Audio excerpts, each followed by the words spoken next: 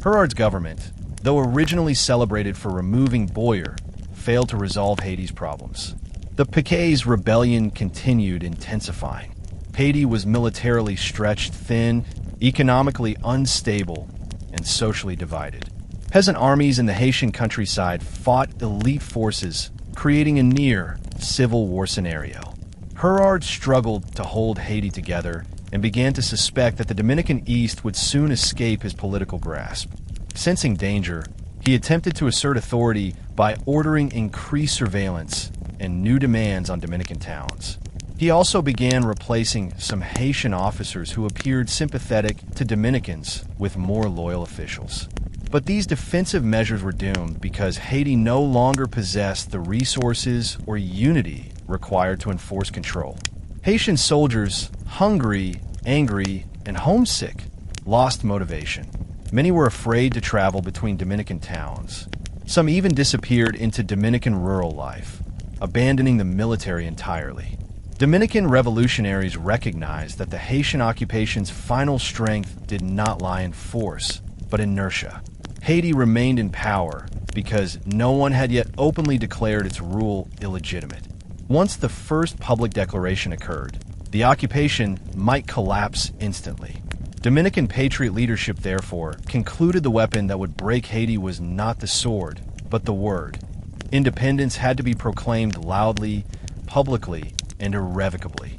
In these final weeks leading to independence, the Dominican Revolutionary Plan entered its sharpest stage.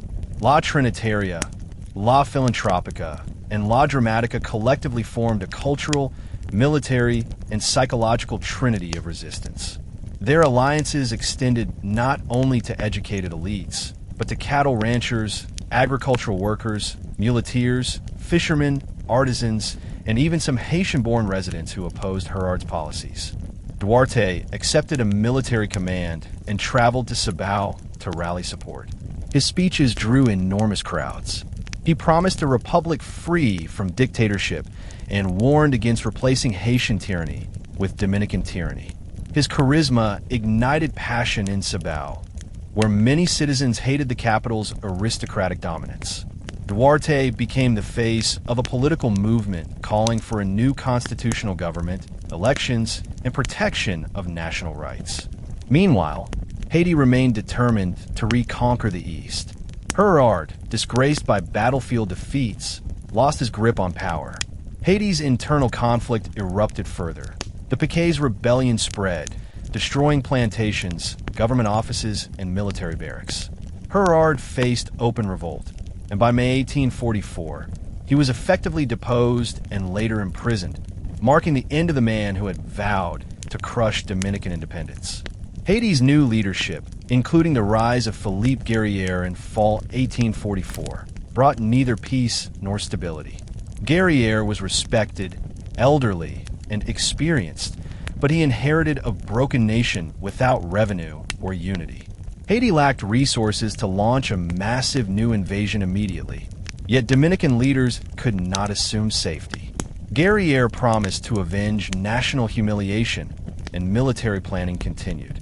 Thus, in these critical months, Dominican society developed two simultaneous fears: Haitian reconquest and Dominican dictatorship.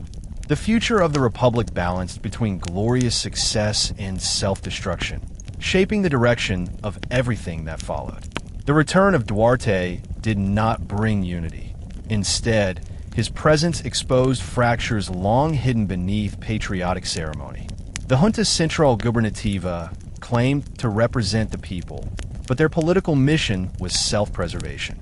They argued that only elites possessed the knowledge and education necessary to rule.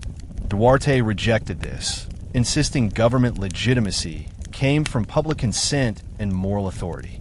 Conservatives accused Duarte of threatening order, falsely claiming his ideas would spark racial civil war and class unrest. Santana, whose prestige soared after Azua, became central to this struggle. He commanded the most powerful Dominican army, was wealthy, influential, and feared for his ruthlessness. Santana believed Duarte was too idealistic. He argued that the nation required military dictatorship, not democracy, to survive against Haitian threats. He insisted that elections and constitutional experiments would weaken the republic and create chaos. These arguments split the Dominican leadership into factions. In Cibao, Duarte gained overwhelming support. Northern Dominicans viewed him as a hero of patriotism and education.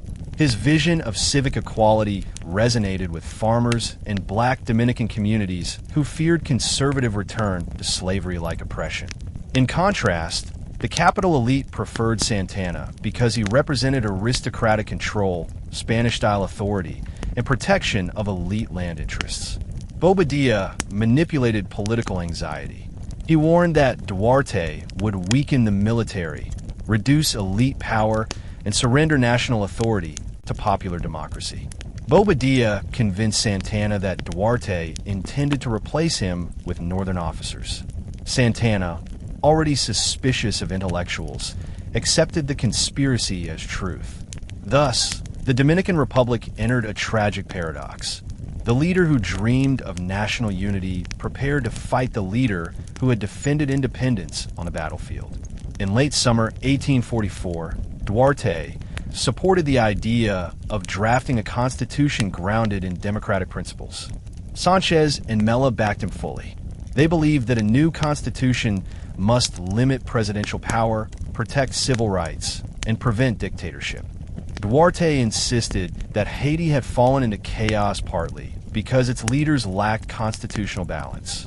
The junta opposed every article that weakened executive authority. They wanted the president stronger than the legislature. They demanded the right to suspend rights during war. They resisted land reform. Their vision for the republic followed colonial hierarchy, elites ruling the masses. Meanwhile, Haiti prepared another invasion. Guerrille's military commanders organized attacks through the border at El Número and Las Carreras. Haitian troops gathered in the west, repairing artillery and recruiting peasants with promises of land and pay. Haiti believed Dominican victories were luck, not skill, and that the republic would fall under sustained pressure. This external danger might have united Dominican factions, but internal political paranoia poisoned cooperation. Bobadilla feared that if Duarte became president, conservatives would lose everything. Santana feared that Duarte would make him irrelevant. They decided action must be taken. In a shocking political maneuver, the junta declared Duarte, Sánchez, and Mella traitors in early September 1844. Dominican soldiers loyal to Santana marched into Cibao, capturing Duarte and his allies without a single battle fought. The arrest devastated Republican factions. Duarte was imprisoned, transported to Santo Domingo, and later sentenced to exile again. The nation that Duarte helped conceptualize now expelled him from power. Sánchez and Mella were pushed aside. Santana took command. Independence survived, but democratic hope nearly died. These months demonstrated a heartbreaking truth. The Dominican Republic freed itself from Haiti only to fall under authoritarian Dominican leadership. It is a reminder that independence movements can defeat foreign rule, but still struggle to defeat internal ambition. Soulouque marched with his soldiers, not from a distant palace, but on horseback beside them, projecting confidence and revolutionary passion. Haitian cannons thundered through valley paths, drums pounded night air, priests and Vodou officials blessed troops with ritual protections. Dominicans prepared to face the onslaught with desperate courage. They understood the stakes. If Haiti won, Dominican sovereignty would vanish forever. Dominican leaders across the country rallied militias. Santana, in the south, led preparations for direct confrontation. Rural fighters arrived from San Cristobal, San Jose de Ocoa, and Azua. Dominican cavalry trained to strike Haitian units as they marched, disrupting supply lines. Scouts traveled for days across mountains, observing troop movement from hidden ridges.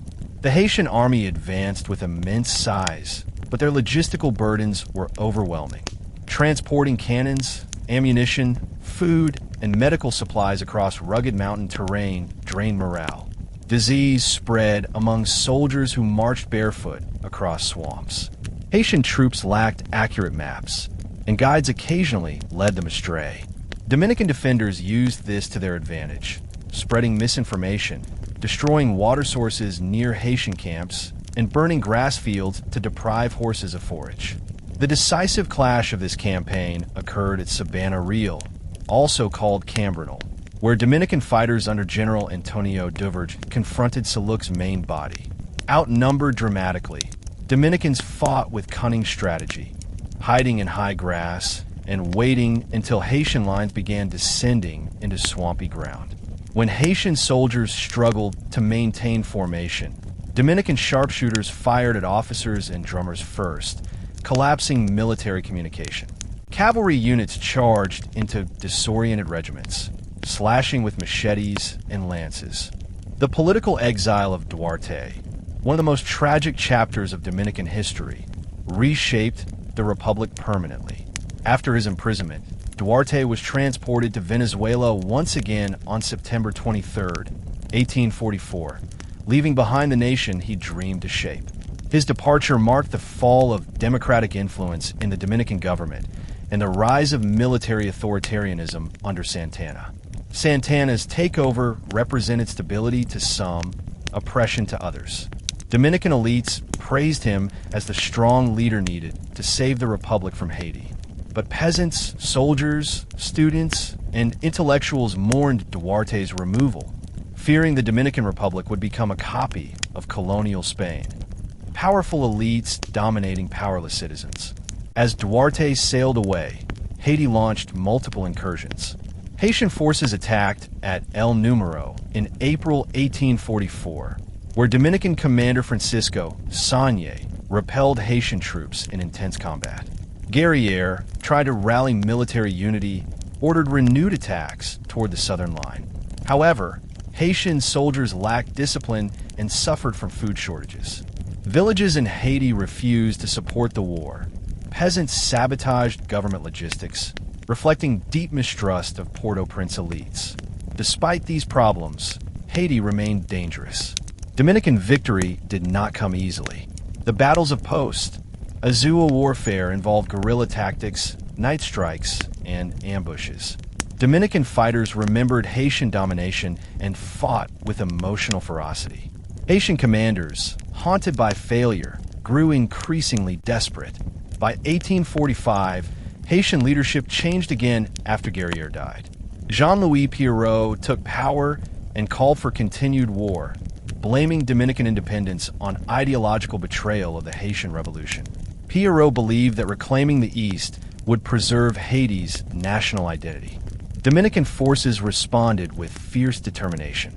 Santana entered national mythology as a hero for military strength, yet his authoritarian governance overshadowed his battlefield success. He feared intellectual opposition more than enemy bullets and persecuted former allies. Sánchez and Mella survived under constant suspicion, trapped between patriotism and political danger. While Haiti attempted new invasions, Dominican border towns transformed into militarized communities. Children carried powder, women forged bullets. Farmers planted crops around trenches. Churches doubled as armories. Every Dominican saw war as civic responsibility.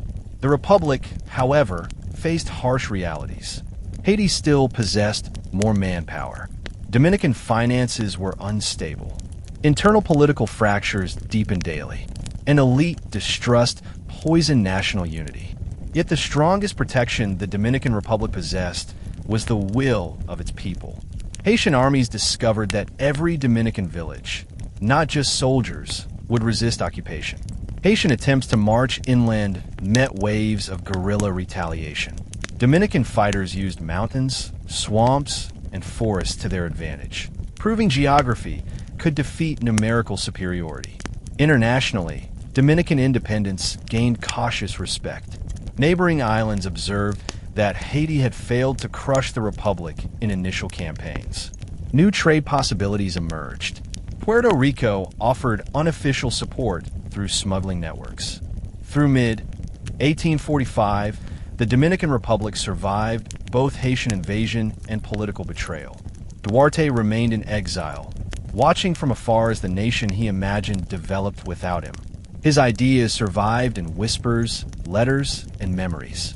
The Haitian occupation had officially ended, but the shadow of Haiti remained through war and border conflict. The Dominican Republic stood, fragile yet determined, divided yet sovereign, wounded yet alive. By early 1845, the Dominican Republic entered a new phase of its struggle for survival.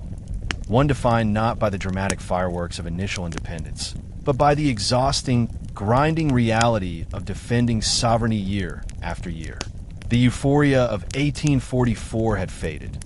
The Republic now confronted the unrelenting truth that the Haitian state remained determined to reclaim the eastern half of the island.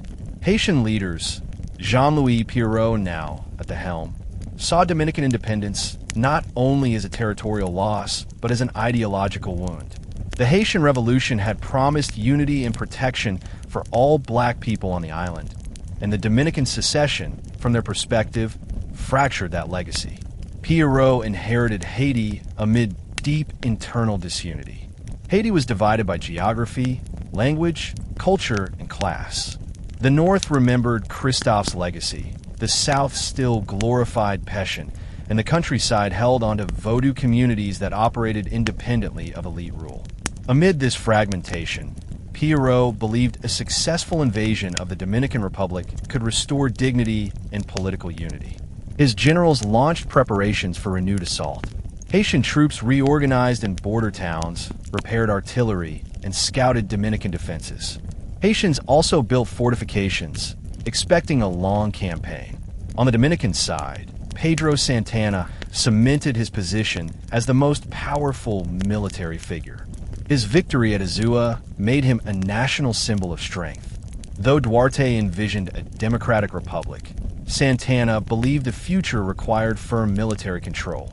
After removing the Trinitarian leadership, Santana had the political stage nearly to himself.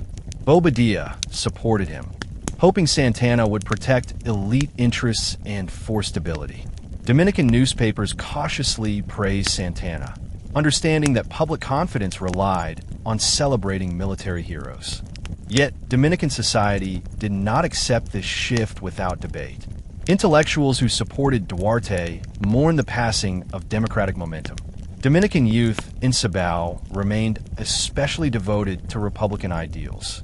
They believed Cibao, wealthy in tobacco, cattle, and fertile land, should dominate national policy, not the capital. They accused the southern elites of replacing one dictator with another. These tensions escalated into regional rivalry that would dominate Dominican politics for generations. Despite internal friction, the Republic prepared for war. Dominican defenses expanded rapidly. Fortifications were built in San Juan de la Maguana. Cibao militias trained in secret mountain passes. Azua strengthened its southern wall network. Border messengers carried coded communications at night. New infantry companies emerged, organized by village elders. This military buildup unfolded amid severe resource scarcity. Powder remained limited. Cannons were old and often cracked, relics from Spanish colonial days. Many Dominican fighters lacked proper boots, wearing hemp sandals or going barefoot. Horses were precious. Men sometimes shared saddles or rode bareback. Dominican warfare became guerrilla warfare by necessity, built upon creativity rather than wealth. Yet something remarkable emerged. Dominican patriotism intensified, not weakened. Having defeated Haiti in 1844, the people knew independence was possible. The Dominican soldier fought not only to survive, but to protect a dream now real in the world, a national homeland governed by Dominicans. Meanwhile, Haiti directed enormous propaganda against the Dominican Republic. Haitian newspapers called Dominicans traitors to black liberation, accusing them of siding with white colonial interests. Haitian politicians argued Haiti must retake the East to prevent French or Spanish reoccupation. These ideological claims reflected real Haitian fear. Dominican independence represented a threat to Haiti's regional identity and geopolitical security. In this environment, Dominican national identity crystallized around cultural separation. Dominican intellectuals emphasized Catholic tradition, Spanish language, cattle farming heritage, and frontier self-sufficiency. They deliberately distinguished themselves from Haitian revolutionary identity. Dominican nationalism, still young, grew sharper because Haitian pressure forced it to define itself. By the end of 1845, both sides prepared for a new round of war, and both believed history stood on their side.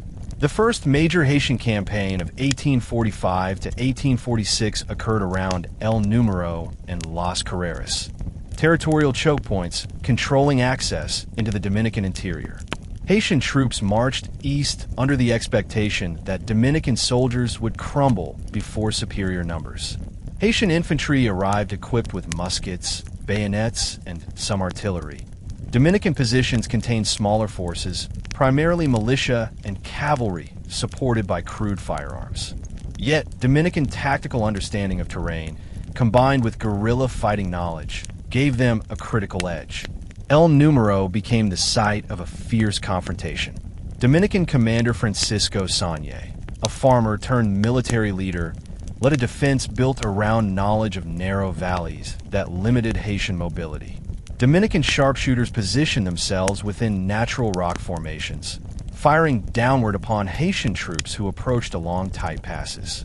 Haitian soldiers fought hard, attempting to break formation, but were forced back by relentless fire and constant Dominican harassment. This battle revealed Dominican war philosophy: avoid open field confrontation unless necessary, instead using geography to equalize numbers. When Haitian troops retreated, they blamed leadership, not their own courage. The loss at El Número deepened Haitian frustration. Shortly after, Haiti launched another attack at Las Carreras in 1845.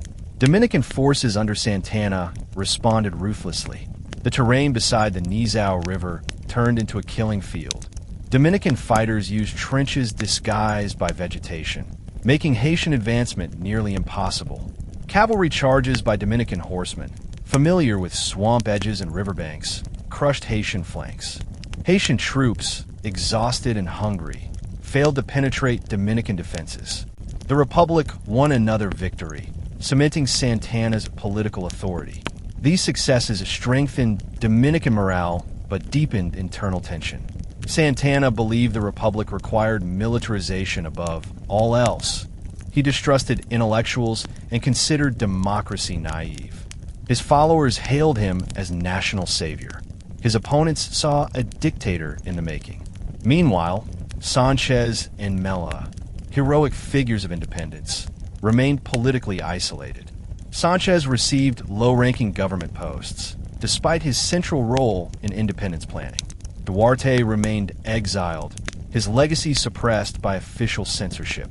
Santana banned certain Trinitarian writings to prevent rebellion against his authority. The Dominican Republic had achieved independence from Haiti, but not from authoritarian rule. Even as the people fought external war, their internal freedom remained constrained. Santana reorganized government structures to centralize control in the presidency. He pressured judges, intimidated rivals, and used war panic to justify emergency authority. These tactics mirrored Haitian leadership styles, ironically making the Dominican government resemble the very power it fought to escape.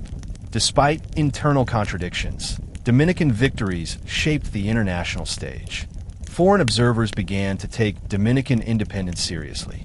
Puerto Rican merchants increased trade covertly. British consuls sent curiosity reports to London. Newspapers in New York printed stories about heroic Dominicans resisting overwhelming Haitian armies, comparing them to ancient Spartans defending freedom. Meanwhile, Haiti faced even worse instability. Pierrot's government collapsed after military failures. Rural revolts erupted everywhere. Haitian peasants accused Pierrot of sacrificing them in pointless war. Officers defected, refusing to fight again in the East. Haitian government leadership changed rapidly, creating confusion. These Haitian failures encouraged Dominican elites to believe Haiti would eventually abandon territorial ambitions. Yet Santana did not trust this assumption. He argued that Dominican security required building a permanent army capable of matching Haiti, not merely repelling isolated attacks. His military philosophy prioritized cavalry, artillery expansion, and fortified border positions. Santana pushed for military spending that strained the Republic's economy. By early 1846, the Dominican Republic remained independent because Haiti remained unstable, not simply because Dominican armies were strong. But the people did not know this truth. They believed independence survived because God had chosen them to remain free. That belief, rather than cannons, protected the Republic most of all. As Haitian invasions stalled repeatedly, Dominican nationhood evolved beyond war identity. The people began to imagine a future, not just survival. Churches reopened schools. Newspapers debated philosophy, agriculture, and trade. Farmers expanded cattle herds and tobacco plantations, believing long-term peace might be achievable. Markets reopened, and coastal trade began cautiously advancing through Puerto Rico and British Islands. For the first time in centuries, the Dominican Republic shaped itself without Spanish or Haitian control. However, hidden beneath progress lay political storm clouds. Santana, believing military authority must dominate civilian life, resisted constitutional limitations. When the Dominican Constitution finally emerged in November 1844, shaped by elites rather than Duarte's ideals, its strongest legacy became Article 210, granting the presidency exceptional wartime authority. Santana ensured this article gave him near-dictatorial power. Dominican democracy in its first decade thus developed with a built-in contradiction. Freedom from Haiti built upon suspended freedoms at home. Santana's enemies accused him of treason against republicanism. They claimed he ruled in partnership with conservative elites who hoped to restore Spanish-like hierarchy. In response, Santana purged political threats. He monitored communication, pressured newspapers, and used military intimidation. Dominican nationalism, once inclusive and idealistic, became militarized and exclusionary. Still, many ordinary Dominicans admired Santana deeply. They had seen him defeat Haiti twice. They attributed independent survival to his leadership. They feared losing him more than they feared his authoritarian character. Santana became a father figure, the protector who could face Haiti on horseback and inspire troops to fight when hope seemed impossible. On the Haitian side, political chaos only escalated. Pierrot's fall in 1845 brought Jean-Baptiste Riche into power. But Riche inherited a nation where every class, elite, peasant, soldier, merchant, believed the government betrayed them. Haiti could no longer focus fully on Dominican reconquest. Internal rebellion consumed national energy. Haiti also faced agricultural disaster. Soil exhaustion, drought, and famine devastated crop production. Haitian peasants began fleeing countryside into cities, begging for food. Haiti's economy had once been the engine of the Caribbean. Now it stalled under poverty and political instability. International sympathy moved away from Haiti and toward the Dominican Republic. Even nations that distrusted Dominican elites began acknowledging Haitian decline. France, once Haiti's greatest enemy, now considered possible recognition of the Dominican Republic, but only if profitable trade could be guaranteed. Meanwhile, Dominican national identity continued expanding culturally. Dominican Spanish language solidified as the foundation of citizenship. Folk Catholicism intertwined with Taino mythology. Music forms like merengue began early evolution from rural rhythms. Cattle ranching shaped masculinity and frontier independence narratives. Dominican literature argued that Haitian rule represented cultural extinction. These identity shifts helped the Republic survive psychologically. A nation cannot defend territory without first imagining itself as distinct. However, unity remained fragile. Santana's rule divided society into two visions. Keycap I the Republic as a democratic state founded by Duarte. Keycap II the Republic as a militarized state led by Santana. This ideological struggle did not disappear. It merely paused under pressure of war. By 1846, the Republic faced its first major peacetime dilemma. Should it continue militarization or begin civilian rebuilding? Santana pushed war philosophy. Duarte's supporters pushed democratic transformation. The future of the island would rest on how these unresolved forces shaped Dominican society in the coming decades. Haiti remained wounded but not defeated. Dominican independence stood firm but not yet secure. By 1846, the Dominican Republic had survived the most unpredictable phase of its early history. It had defied Haitian counterattacks, avoided collapse under military pressure, and maintained territorial existence despite profound internal discord. Yet the next stage of Dominican development proved just as turbulent as wartime activity. Not because Haitian forces remained overwhelmingly threatening, but because nation building requires far more than battlefield victories. The Dominican Republic now needed to create a workable political identity, establish functioning civil institutions, and convince both citizens and foreign powers that the new country was not merely a temporary rebellion, but a permanent state. The task ahead was enormous. Internally, the Dominican Republic resembled a nation divided between ideals and necessity. Duarte's grand philosophical concept of a republic founded on equality and civic participation remained alive among youth, teachers, and progressive thinkers. However, the nation's daily governance followed Santana's militarized logic. Santana believed only a strong executive could prevent internal fragmentation and repel future Haitian invasions. His followers claimed the republic was still in existential danger and could not risk democracy. In Santana's worldview, elections, decentralization, and civil liberties were luxuries the nation could not yet afford. This argument resonated with many Dominicans. They feared Haitian return, not simply militarily, but administratively. Haitians had ruled through law, taxation, and religious restructuring, and many people remembered the occupation's authoritarian administrative presence. Thus, voters and citizens accepted Santana's authoritarian measures because they believed the alternative was Haitian rule restored. Even those who disliked Santana rarely dared to oppose him openly. His reputation as a national defender turned him into a figure beyond criticism. Meanwhile, Dominican cultural identity evolved at a speed never before witnessed. In markets, schools, and churches, Dominicans began repeating a powerful argument. Haiti and the Dominican Republic were not meant to be one nation because they had never been one culture. The battle raged for hours beneath blistering sun. Haitian artillery fire shook the earth, but Dominican agility prevented entrapment. As smoke thickened, Haitian troops lost sight of their own movements. Some units accidentally fired at each other amid confusion. Duverge ordered Dominican men to roar battle cries, creating psychological pressure. Watching comrades fall, Haitian morale weakened. Eventually, under devastating losses and chaotic positioning, Soulouque ordered retreat. The Haitian withdrawal created shock across the Caribbean. Nations that believed Haiti would win were stunned. The Dominican Republic, supposedly doomed to collapse under Haitian might, demonstrated astonishing military resilience.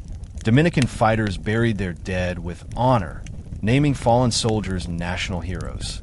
The people praised God, believing divine intervention protected the Republic.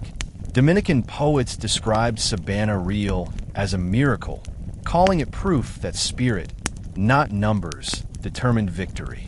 Soulouque, humiliated, refused to concede defeat. He retreated westward but destroyed Dominican border towns during withdrawal, burning homes, fields, and churches to punish those who resisted him.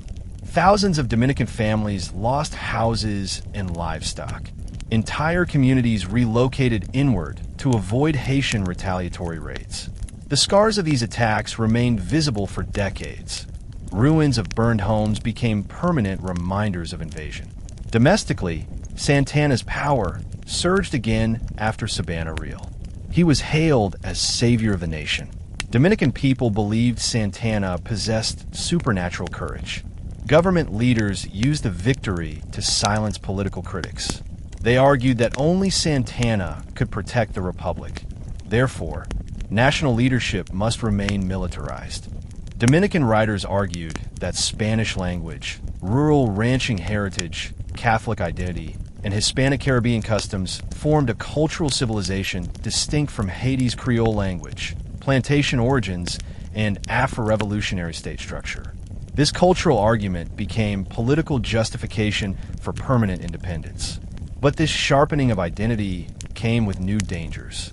Dominican elites began promoting racialized narratives that placed Dominican identity closer to European roots, distancing themselves from Haiti's African heritage.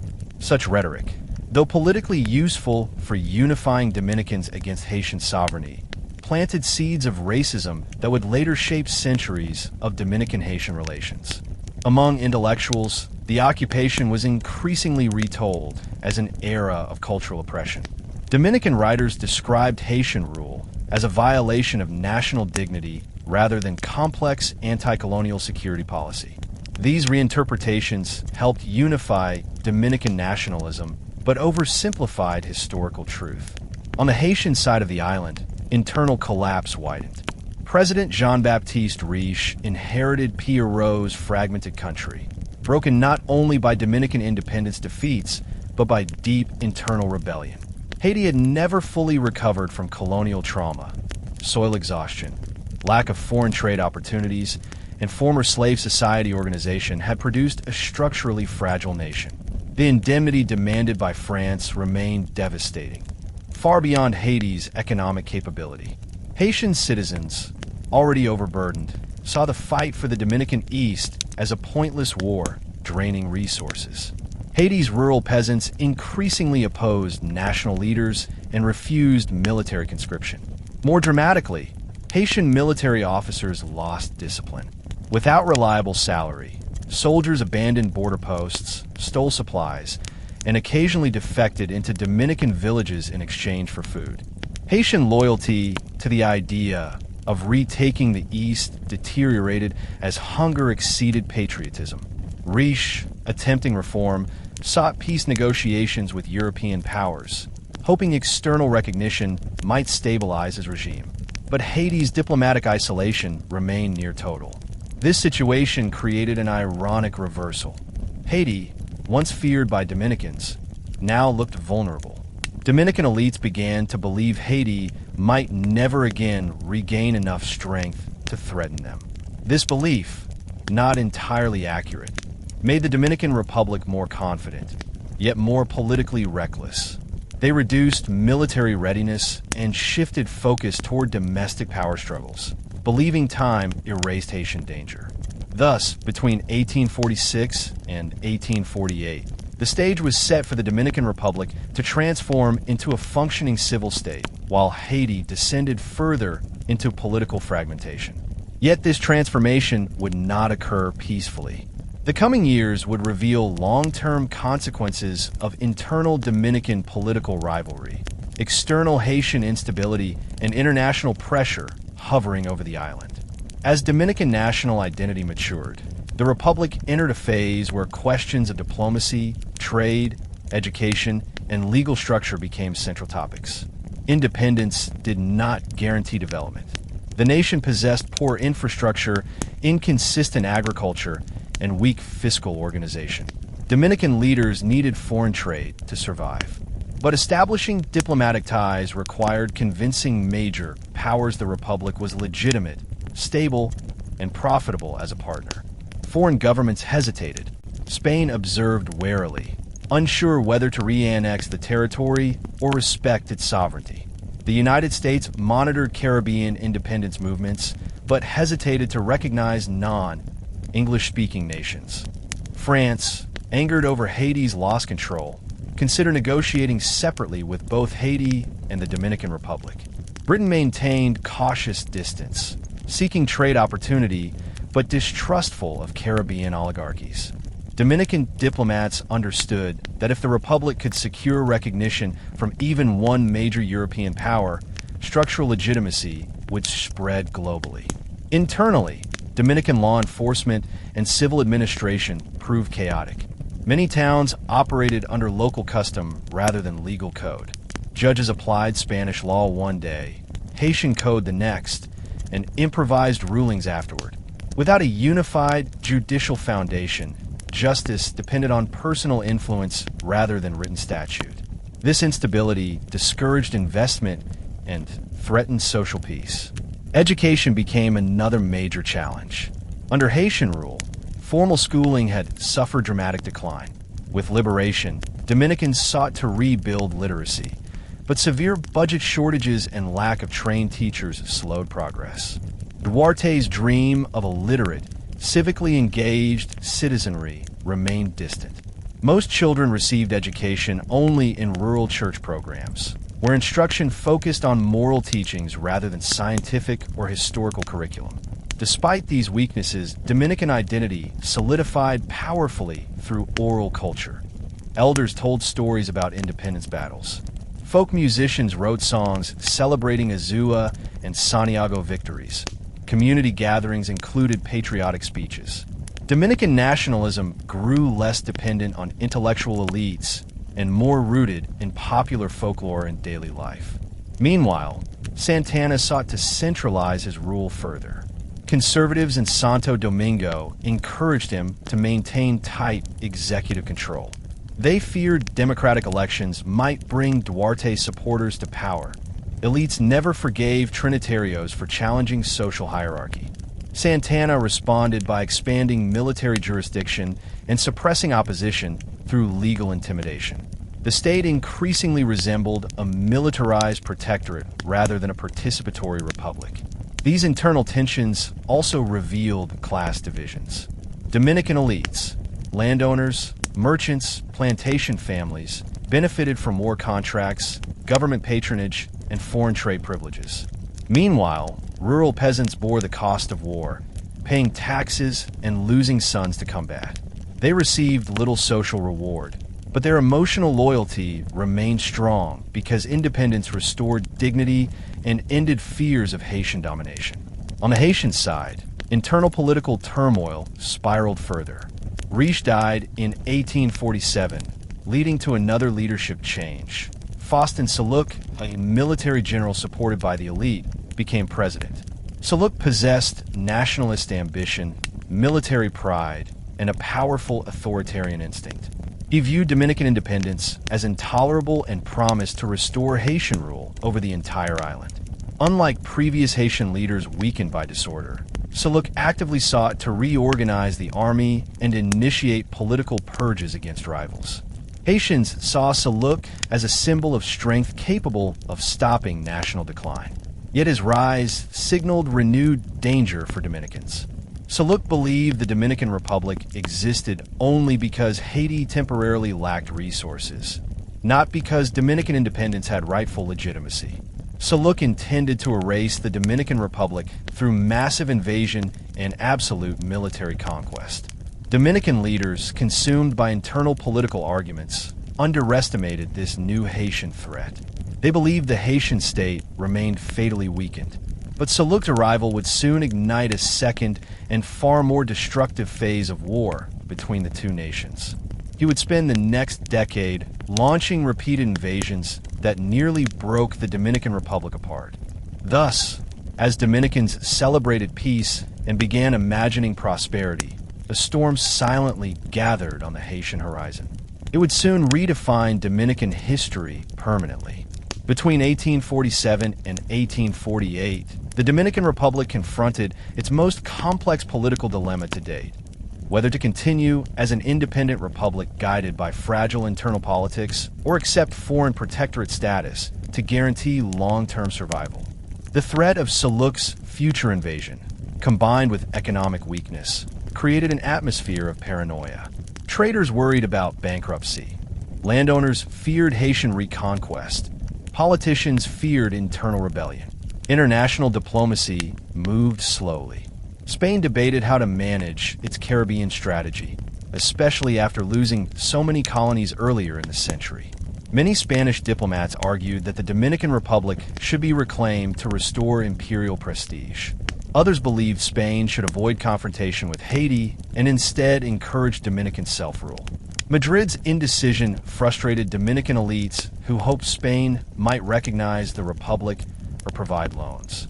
Meanwhile, Dominican rural communities demanded government support. Many peasants expected post-war land redistribution or tax relief. Neither arrived. Military levies continued, and food shortages grew severe after wartime disruption. Dominican society therefore developed two emotional currents: pride in independence and disappointment in economic conditions. Yet the most dangerous internal shift emerged from Santana's consolidation of power. Using Article 210 and wartime emergency justification, Santana ruled as near dictator. He controlled military appointments, judicial decisions, diplomatic correspondence, and financial planning. He removed critics from government and ignored constitutional checks. Many Dominicans worried he would crown himself king or invite foreign takeover. Ironically, while Dominican elites believed authoritarianism was necessary to protect the Republic, authoritarianism itself threatened to ruin it. Without democratic legitimacy, the Republic risked rebellion. Duarte's supporters still existed in the north, quietly organizing reading circles and patriotic meetings. They believed Santana betrayed the ideals of independence by transforming the Republic into a military monarchy in disguise.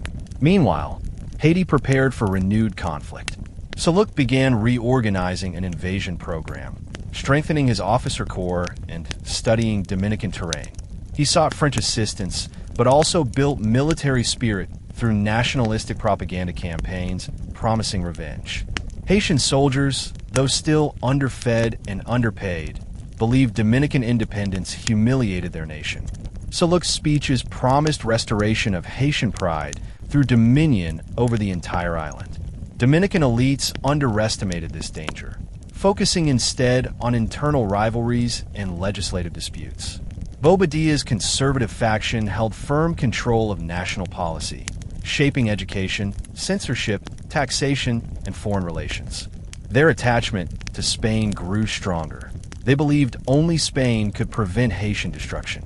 Santana, though suspicious of foreign protectorate ideas, quietly considered them. The Dominican Republic, with a population under 400,000 and nearly no navy, seemed incapable of resisting a fully reorganized Haitian invasion without outside aid. Santana recognized that independence might require strategic compromise. This era also witnessed major cultural development. Dominican poets, teachers, and musicians created patriotic literature celebrating independence. Songs about Duarte spread secretly, defying government suppression. Dominican language blended African, Spanish, and indigenous words, strengthening identity. These cultural pillars ensured the Republic did not collapse inward, even when political structure wavered. As 1848 arrived, the Dominican Republic stood on the edge of a new war, new political identity, and new philosophical era. Haiti, under Soulouque, prepared to launch massive invasion efforts. Santana prepared to defend the Republic, but also positioned himself as the only man capable of doing so, increasing his personal power. Duarte remained in exile, symbol of betrayed Republic ideals. Thus, the island entered a new phase, not occupation and rebellion, but two new sovereign states in strategic conflict, one driven by military empire building, the other by survival instincts and political complexity. The coming chapters would show whether independence could truly endure once Haitian military energy returned in full force. By 1848, the Dominican Republic and Haiti had entered a radically different political phase, one characterized by deep psychological rivalry, militarized nationalism, and the slow crystallization of two separate identities that would dominate the Caribbean for the next 2 centuries. In Haiti, Faustin Soulouque ascended from presidency to overwhelming power, presenting himself as the natural heir to Haiti's revolutionary legacy. Though initially underestimated as a simple-minded army officer, Soulouque revealed himself to be a ruthless, calculating figure who understood the emotional hunger of Haitians longing to recover lost pride after Dominican secession.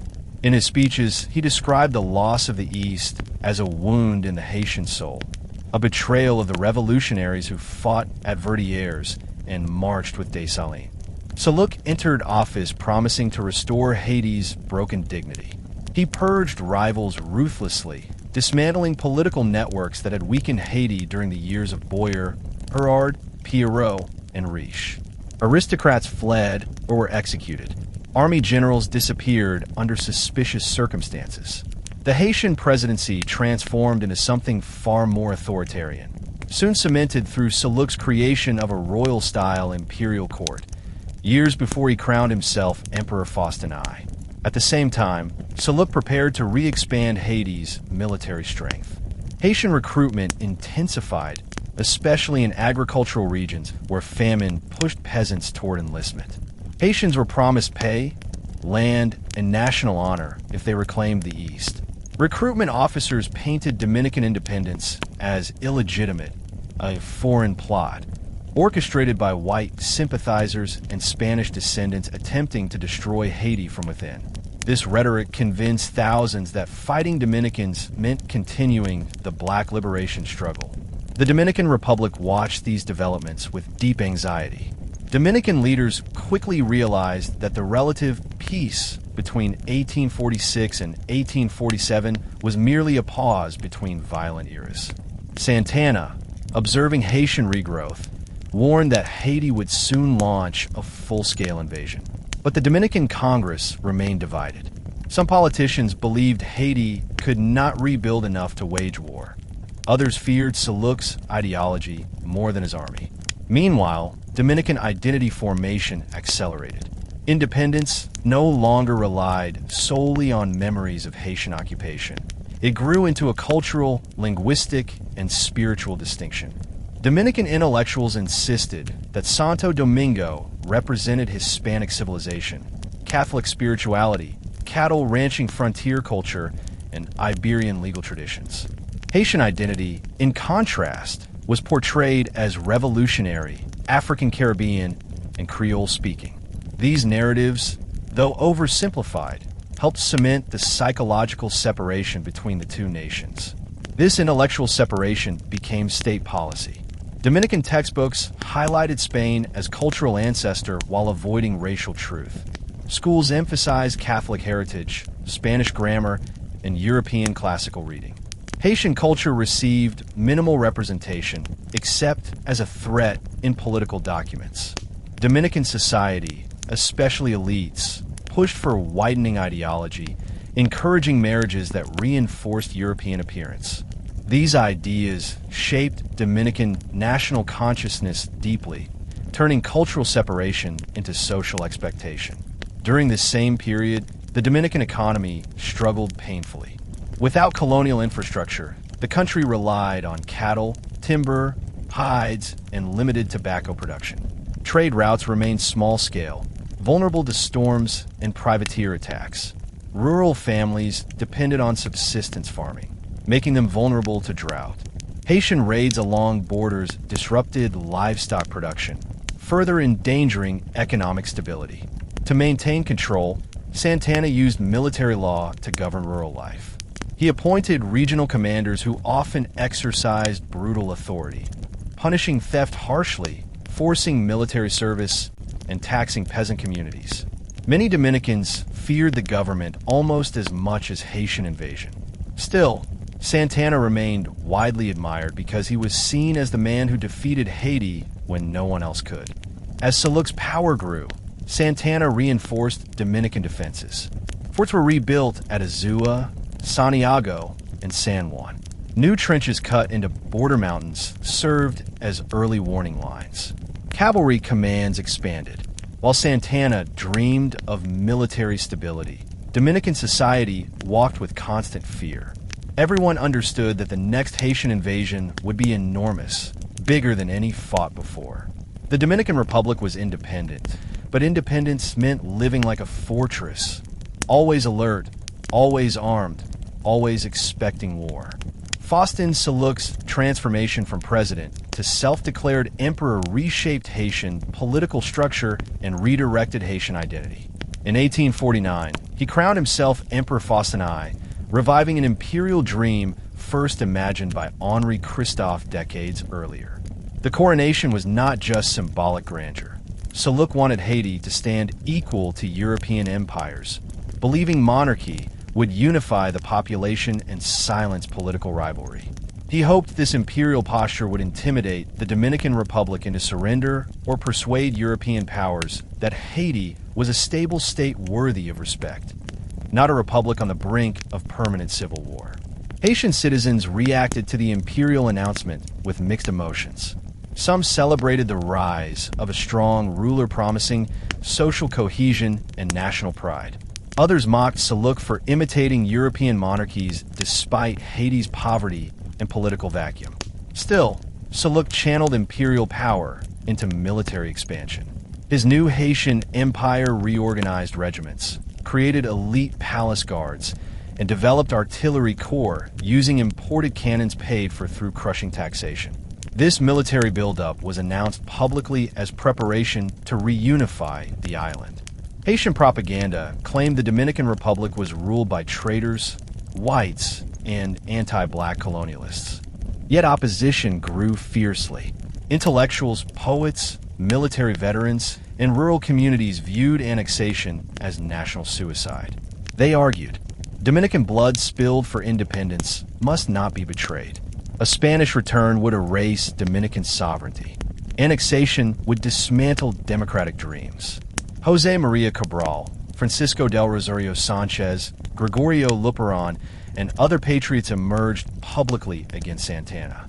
They believed annexation represented cultural betrayal and warned it might permanently fracture Dominican identity. In Santiago, Sabao elites resisted Santana with passionate support from intellectual circles. Newspapers printed fiery editorials. Students organized demonstrations. Educators wrote essays attacking colonial nostalgia. Farmers expressed distrust towards Spanish monarchy, associating it with centuries of exploitation. Spanish diplomats played carefully behind the scenes, aware that Dominican emotional memory of colonial oppression remained strong. Madrid understood annexation required subtle persuasion, not force. Spanish advisors courted elite families, promising power and wealth. They even discussed potential noble titles for Dominican aristocrats. The Dominican presidency, under Santana's influence, began shaping legislation toward annexation. Government documents disguised the goal with phrases like international alignment, protection treaties, and economic union. But the real intention became obvious. Meanwhile, Haiti under Geffrard reorganized its military and economy. Geffrard renounced Soulouque's invasions, offering diplomatic peace to Santo Domingo. Haiti focused on rebuilding agriculture and infrastructure. Ironically, Haiti, the traditional aggressor, now represented stability and peace, while the Dominican Republic appeared unstable, self-destructive, and divided. Dominican liberals used this moment to argue independence was safer than ever before. They declared annexation unnecessary and immoral. Sánchez, furious at Santana's direction, returned to the island in secret and attempted to rally resistance. Gregorio Luperon, a young patriot from Puerto Plata, began forming political philosophy centered on sovereignty, anti-colonialism, and popular nationalism. Dominican society began splitting into emotional camps. Pro-annexation families prayed for Spanish arrival. Anti-annexation fighters prepared for civil war. Neutral citizens feared chaos from either direction. Economic suffering fueled annexation support. Food prices soared. Wages collapsed. The government could not pay employees. Dominican generals controlled regional trade. Corruption increased. People asked themselves, what good was independence if they starved under it? National morale, shaped for years by victory against Haiti, now confronted its own contradiction. The Republic could defeat foreign armies, yet could not run its own government peacefully. Santana ultimately believed history granted him authority to save the Dominican people, even without their consent. He believed annexation would immortalize him as nation protector rather than dictator. The year 1860 thus became preparation for the most dramatic political transformation in Dominican history: re-annexation to Spain. Haitians watched silently. Dominicans argued passionately. The Caribbean world waited to see who would control the future of Santo Domingo. As 1861 approached, the Dominican Republic stood at the crossroads of destiny. The Haitian Occupation era of 1822 to 1844 had shaped Dominican identity profoundly. But the 2 decades that followed independence shaped the Dominican soul even more deeply. Independence had been achieved through blood, pain, and collective will. Yet independence had not delivered prosperity, structure, or stable governance. Santana made his final calculations. He believed that if he did not act, the Republic would fall to civil war or collapse into Haitian hands again. He feared the rise of liberal leadership. He mistrusted Duarte's democratic dream. He distrusted merchants from Cibao who advocated open elections and regional autonomy. The only path Santana saw for national survival was foreign alliance. Thus, in early 1861, the Dominican Republic secretly negotiated formal annexation to Spain. The public had no voice in the treaty. There was no national vote, no public debate, no democratic process. Santana and Spanish diplomats shaped the document privately. On March 18, 1861, the Dominican Republic officially ceased to exist as an independent nation. The Spanish flag was raised over Santo Domingo. Santana swore loyalty to the Spanish crown. Dominican independence, earned through decades of sacrifice, ended without Haitian soldiers, ended not by foreign invasion, but by Dominican choice. The irony shocked international observers. A republic that had survived the Haitian army, an army that defeated European empires, surrendered its sovereignty willingly to Spain. Huge celebration erupted among annexation supporters. They believed Spanish rule would bring infrastructure, protection, trade routes, and European respectability. Dominican elites saw the annexation as validation of cultural identity, proof they were different from Haiti, closer to Europe, civilized, and worthy of Spanish imperial embrace. Meanwhile, anti-annexation voices mourned the death of national independence. Sánchez, Duarte, Cabral, and Luperon condemned the treaty as betrayal. They called Santana a traitor. They promised to restore Dominican freedom, but they spoke from exile, hiding, or marginalized regions. The Dominican Republic had now lost the nation it fought so hard to build. Haiti responded cautiously to Spain's return. President Gerard released diplomatic statements denouncing annexation. Haiti feared Spain's colonial presence on Hispaniola would threaten Haitian security. But Haiti, exhausted by internal trouble, lacked means to intervene. Inside Dominican territory, hope and fear clashed violently. Schools reopened under Spanish oversight. Churches regained funding. Spanish soldiers arrived to reinforce ports. Life for many seemed calmer, but the cost was national dignity. The Dominican narrative of identity changed again. Instead of war against Haiti, the new national struggle evolved into the fight to restore Dominican sovereignty. Young patriots grew angry, not at Haitian armies, but at Dominican elites who surrendered everything independence represented. This transformation set the stage for the next major historical chapter, the Dominican Restoration War, 1863 to 1865, the violent overthrow of Spanish rule, the rebirth of Dominican independence, and the final, irreversible end of Haitian territorial claims. The Haitian Occupation, 1822 to 1844, was only the beginning of the island's story, not the end. Its consequences shaped independence, nationalism, dictatorship, identity, war, and even annexation. With Soulouque gone, with Spain ruling eastern Hispaniola, and with Dominican identity reborn through conflict, the island prepared for its next dramatic transformation. The story now moves toward the Restoration era, a chapter filled with fire, rebellion, and resurrection. When the Dominican Republic accepted Spanish annexation in 1861, the emotional and political shockwaves cut through Hispaniola like lightning. For Haitians, The sudden reappearance of Spain on the island felt like the return of a colonial phantom that their own revolution had once defeated. Haiti had destroyed French slavery and expelled European authority from the Caribbean heartland. Now, Spain, symbol of centuries of oppression, stood again only a short border away. The symbolism terrified Haiti. Dominican annexation to Spain threatened to reverse the achievements of the Haitian Revolution, inviting European imperial power back into the region. President Fabre Geffrard watched events unfold with dread. Haiti, exhausted from decades of internal civil conflict, lacked the economic strength or political stability necessary for military response. Yet Geffrard understood that if Spain dominated Santo Domingo, Haiti might soon become a target for reconquest. Haiti was the world's first successful black republic, hated by European governments that still profited from slavery. Spain still operated slave colonies in Cuba and Puerto Rico. If Spain held the eastern half of Hispaniola, what confidence could Haiti have that Spain would not attempt to destroy the Haitian state completely? Thus, Haitian diplomacy adopted the dual strategy of restraint and resistance. Geffrard denounced Dominican annexation publicly, refusing to recognize Spanish rule.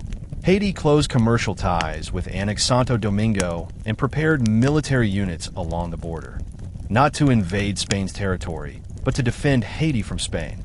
Geffrard increased reconstruction efforts, reorganized military structure, and wrote letters to France and the United States begging them not to support Spain's colonial effort. Haiti feared isolation. They remembered international hostility during early revolutionary years, when no Western nation recognized Haitian legitimacy. On the Dominican side, annexation supporters rejoiced. Spanish troops arrived at Santo Domingo with ceremony, uniforms shining beneath Caribbean sun. Dominican elites danced at military parades, praising the return of Spanish civilization. They claimed independence had been chaos, arguing that joining Spain would bring prosperity and law. They believed the Mother Empire would protect Dominican racial hierarchy, maintaining elite privilege and European identity. Many Dominican intellectuals wrote essays glorifying Spain as cultural homeland, insisting annexation corrected the historical insult of Haitian occupation. Yet the celebration was not universal. Many Dominicans cried secretly when Spanish flags replaced Dominican banners. War veterans remembered the men who died at Azua, Santiago, and Sabana Real to win independence, believing their sacrifice had been betrayed. Rural farmers feared Spanish taxation and military conscription. Women worried that Spanish preference for racial hierarchy would bring social division. Dominican fishermen along northern coasts resented new naval restrictions Spain imposed. As Spanish administrators reorganized government, racial and cultural tension increased. Spain ignored Dominican customs and imposed direct colonial law. Spanish officials dismissed Dominican judges, replacing them with Europeans who had never seen the island. Dominican soldiers who fought Haiti were now subordinate to Spanish officers. Pride turned to humiliation. In 1862, Spain passed new trade policies restricting Dominican markets. Dominican cattle could not be freely exported. Timber production fell under Spanish control. Dominicans realized quickly that Spain had not returned to protect them, but to profit from them. Meanwhile, Haiti struggled under its own problems. Severe poverty, declining export markets, rising British and French economic pressure, internal class dispute between elite mulatto politicians and rural black peasants. Haiti could not support a war to liberate Dominicans even if they wanted to. Yet Dominican resentment grew rapidly without Haitian involvement. Hunger spread, jobs disappeared, and Spanish troops bullied civilians. Spain misread Dominican psychology. This was not the same Santo Domingo of 1492, nor of 1800, nor even of 1822. Dominican culture by 1861 had changed permanently. They had experienced self-rule, war heroism, print culture, and intellectual awakening. They had fought Haiti for independence and had lived as a sovereign nation. They did not accept colonial rule easily anymore. The seeds of rebellion began forming quietly. In taverns and mountain villages, whispers grew. We will not remain Spanish. If we won independence once, we will win again. Dominicans fought Haiti, why not Spain? Patriots in exile, including Gregorio Luperon and Francisco del Rosario Sánchez, prepared to return and ignite an anti-Spanish uprising. For them, annexation was not an administrative policy. It was a national betrayal and a moral tragedy.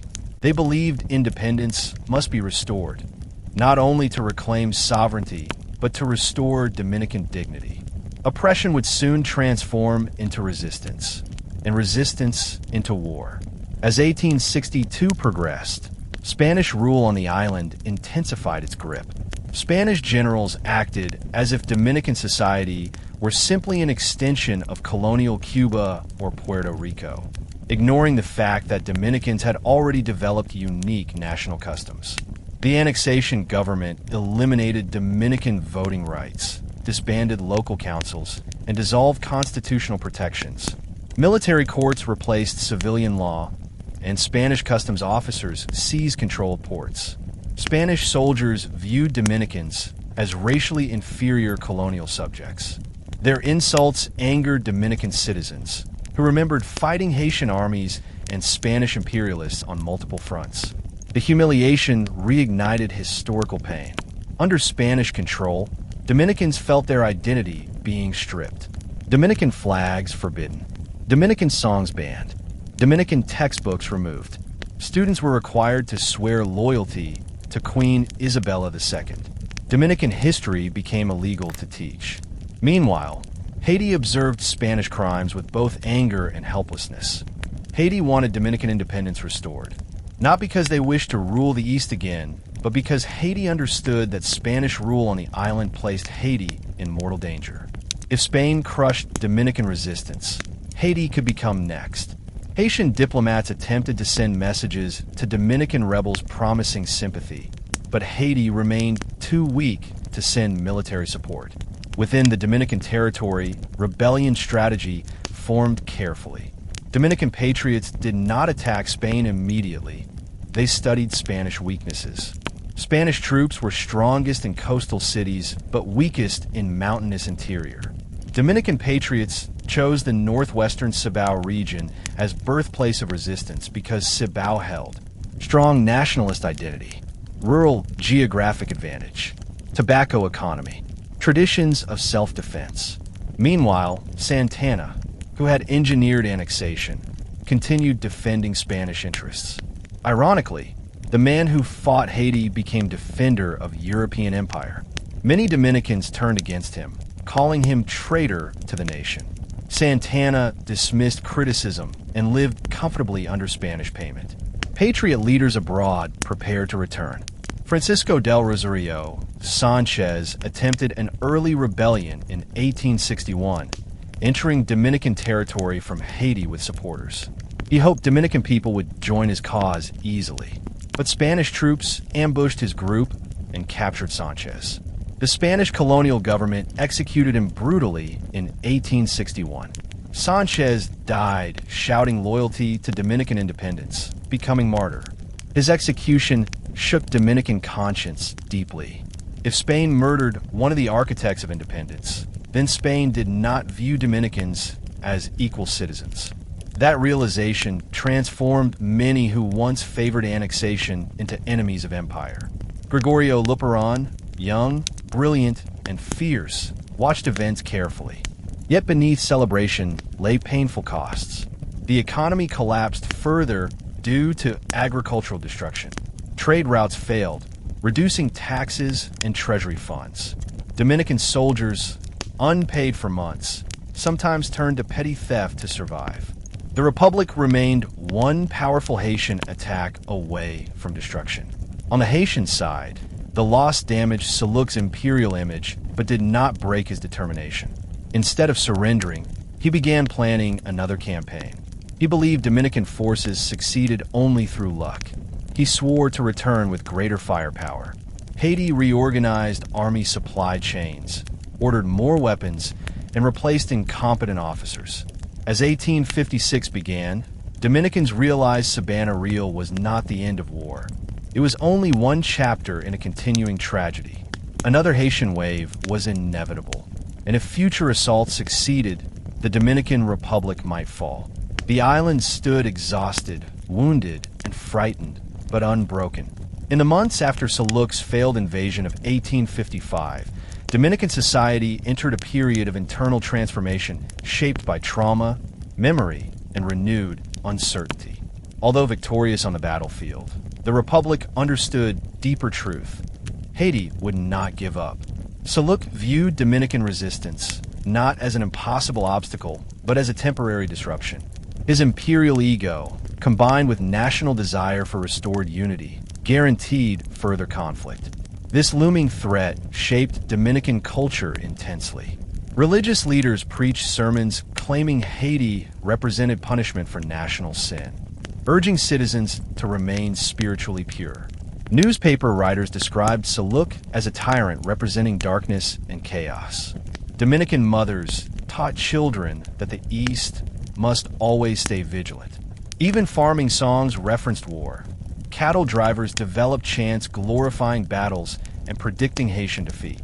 But this wartime identity, though emotionally powerful, also distorted Dominican memory of earlier eras.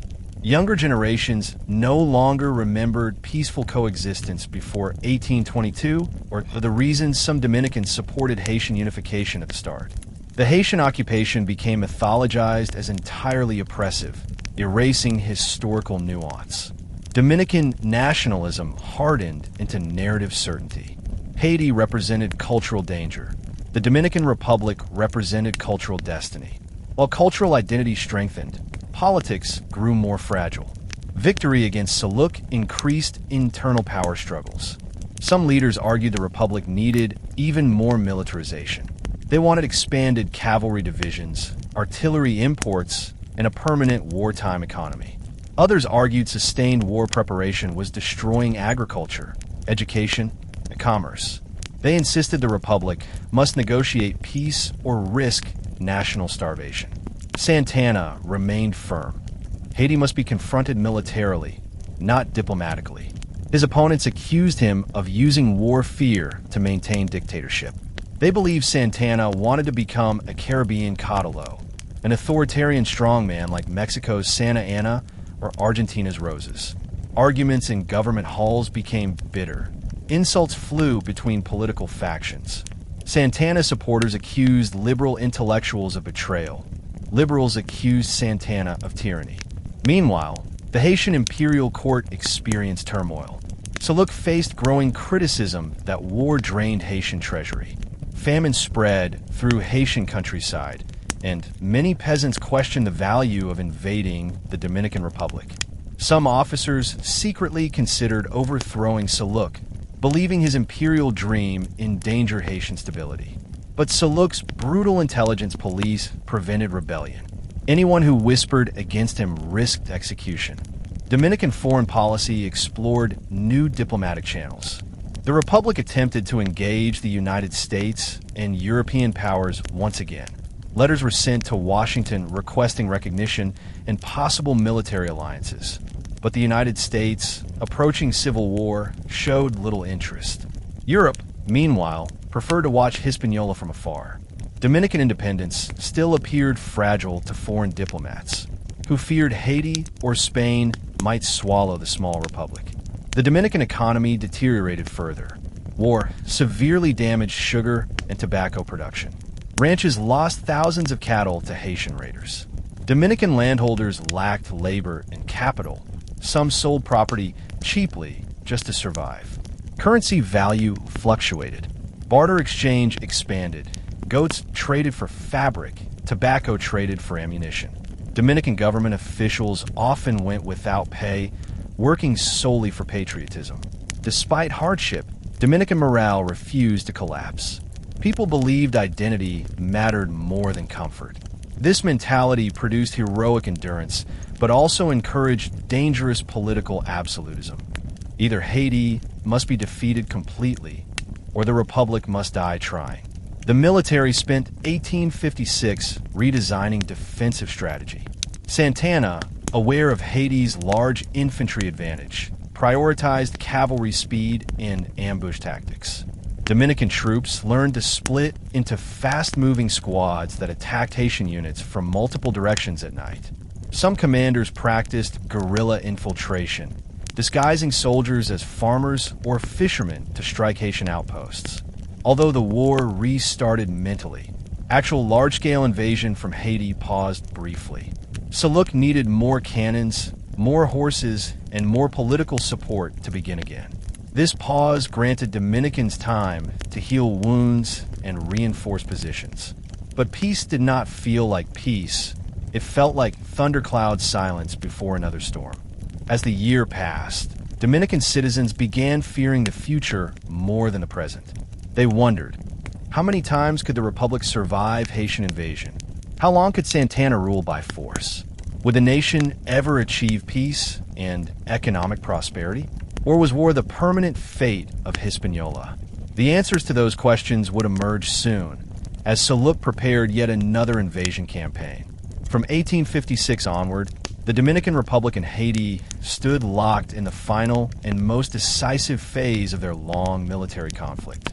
The Haitian Empire under Faustin Soulouque remained absolutely committed to retaking Santo Domingo, despite repeated military losses, economic crisis, diplomatic isolation, and declining internal morale. Soulouque refused to accept that Dominican independence represented a permanent geopolitical reality.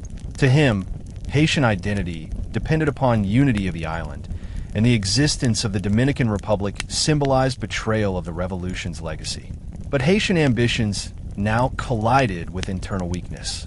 Haiti's economy, strained by decades of debt, warfare, and declining export markets, reached near collapse by 1857. Plantation production had diminished, peasants resisted taxation, and Haitian currency suffered devaluation. Food shortages grew severe. In the countryside, farmers hoarded crops rather than selling to the state for war supply. Desertion increased within Haitian ranks. Soldiers returned home to feed families, fearing starvation more than foreign enemies. Haiti's internal stability hinged entirely on Soulouque's authoritarian force. Without it, political chaos loomed.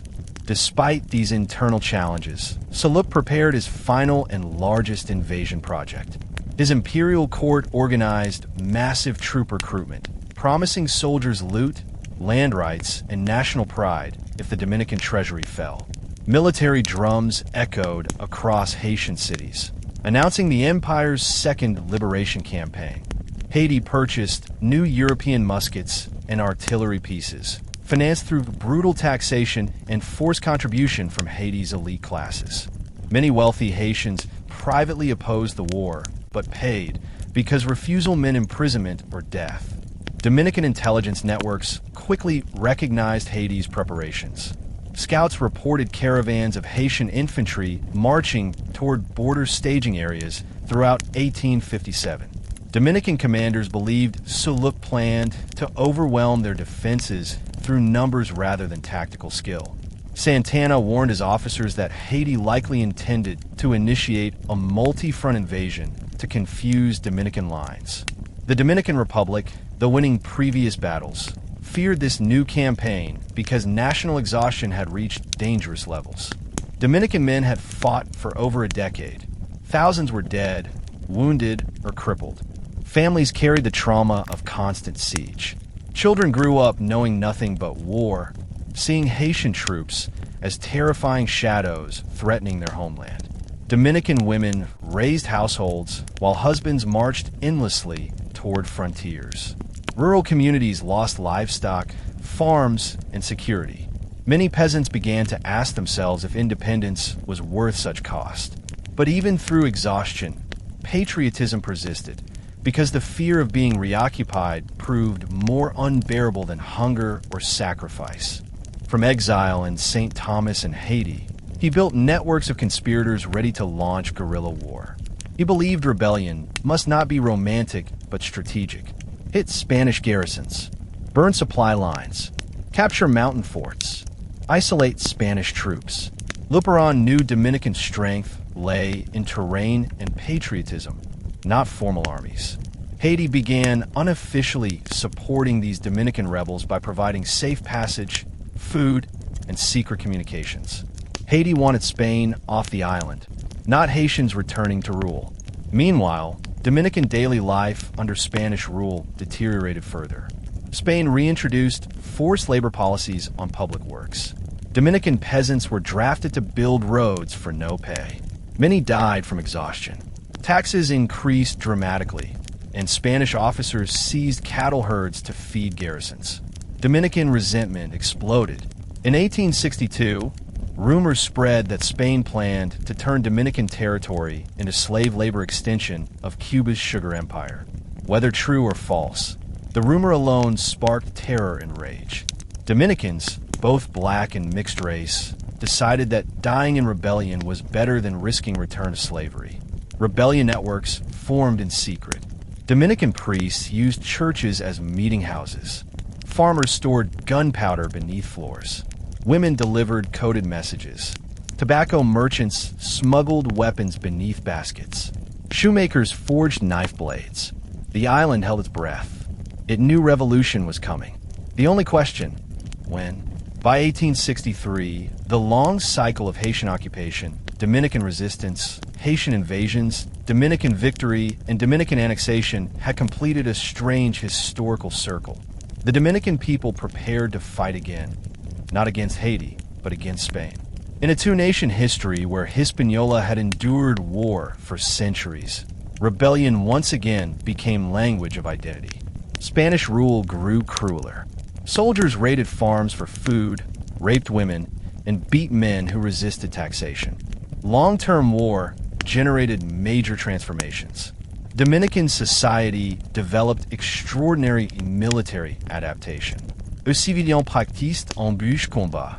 Mountain fighters guided soldiers through terrain. Scouts hid in caves, gathering intelligence. Night raids became standard tactics. Dominicans fought as if the land belonged not just to them, but to their ancestors and unborn descendants. Meanwhile, diplomatic winds shifted. The global geopolitical climate changed as European empires reconsidered their Caribbean strategies. France and Britain observed Soulouque's imperial obsession with caution. They concluded Haitian invasion would destabilize regional trade and risk European involvement. Dominican diplomats exploited these concerns by spreading the argument that Haiti's imperial aggression threatened not only Santo Domingo, but global commerce. The Dominican government also intensified propaganda internally. Newspapers declared independence a sacred covenant, not merely political choice. They printed heroic stories of rural fighters and resurrected historical memory of Taino resistance against Spanish conquest, linking ancient struggle to modern survival. Dominican youth began imagining their identity not just as post-Haitian subjects, but as warriors in a centuries-long chain of resistance. As 1856 transitioned to 1857, Dominican military planning transformed into desperate but skillful survival strategy. Fort layers grew thicker. Border commanders practiced scorched earth withdrawal tactics to starve Haitian advance. Dominican soldiers abandoned the notion of large field battles, preparing instead for mobile skirmishes. And then, the final Haitian push began. In early 1857, Soulouque marched east with tens of thousands. The Haitian Empire believed this campaign would finally become the glorious chapter restoring Haiti's revolutionary destiny. Dominican soldiers stood waiting, blades sharpened, muskets ready, minds hardened. The next battles would reshape island history. The Haitian invasion of 1857 to 1858 unfolded across multiple fronts. Unlike previous attempts that focused on singular regional penetration, Soulouque's strategy revolved around creating simultaneous pressure points: Azua in the south, the Cibao in the north, and San Juan in the interior. Haiti anticipated Dominican forces would split, weakening national defense. But Dominican commanders had studied Soulouque's warfare patterns. They recognized that his enormous military blunted his flexibility. With so many soldiers to manage, Haitian coordination became chaotic, communication slow, and supply lines stretched dangerously thin. The Haitian army advanced into southern Dominican territory first, where they confronted Santana, now older, heavier, and politically wearier than before. Yet despite age, Santana still commanded fear and respect. His strategic brilliance had not faded. Santana refused to meet Haitian forces immediately. Instead, he let them march deeper, exhausting soldiers under tropical heat and forcing them to abandon artillery pieces trapped in muddy swamps. Dominican cavalry haunted Haitian flanks day and night. These riders moved with astonishing precision, navigating mountains and rivers unseen. They struck small squads with machetes, then vanished. For Haitian soldiers, the Dominican countryside felt alive with ghosts, fighters emerging from forests and dissolving into shadows. After weeks, Haitian officers realized the Dominican strategy was not to hold ground. It was to break willpower. Dominican war veterans from the earlier battles of Azua and Sabana Real used their experience to predict Haitian movements. As Soulouque's columns pushed further into Dominican territory, their advance slowed to a crawl. The Haitian army began to fragment. Hunger struck, disease spread, and fatigue shattered morale. Dozens deserted daily, fleeing into mountain villages or returning west. Meanwhile, in the northern Cibao region, Dominican commander José Desiderio Valverde prepared for the Haitian assault. His forces were smaller but agile. They blocked mountain passes with felled trees and booby traps. They poisoned wells near Haitian camps to force attackers to march farther to find water. Haitian soldiers died of dehydration more than musket fire. Whenever Haitian commanders attempted mass charge tactics, Dominican defenders used concentrated musket volleys to break units apart. Because Haitian troops lacked proper medical resources, wounded soldiers often died in agony, spreading panic across their lines. Village populations supported Dominican militias by cooking food, sewing uniforms, and transporting messages across difficult terrain. Women risked execution carrying powder through Haitian lines disguised as charcoal traders. Children guided soldiers through forests too narrow for horses. Nationhood was not merely defended by military heroes. It was defended by entire society. As the campaign stretched into mid-1857, Haitian supply wagons collapsed under pressure. Dominican soldiers stole Haitian horses, carts, and tents, turning enemy equipment into national weapons. Haitian commanders increasingly feared traps along unknown valleys. Their soldiers marched in paranoia, jumping at whispers and shadows. Soulouque, hearing reports of failure, became enraged. He demanded immediate success. He ordered his generals to push harder northward towards Santiago, believing a single captured Dominican city would collapse national morale. But he underestimated Dominican resolve.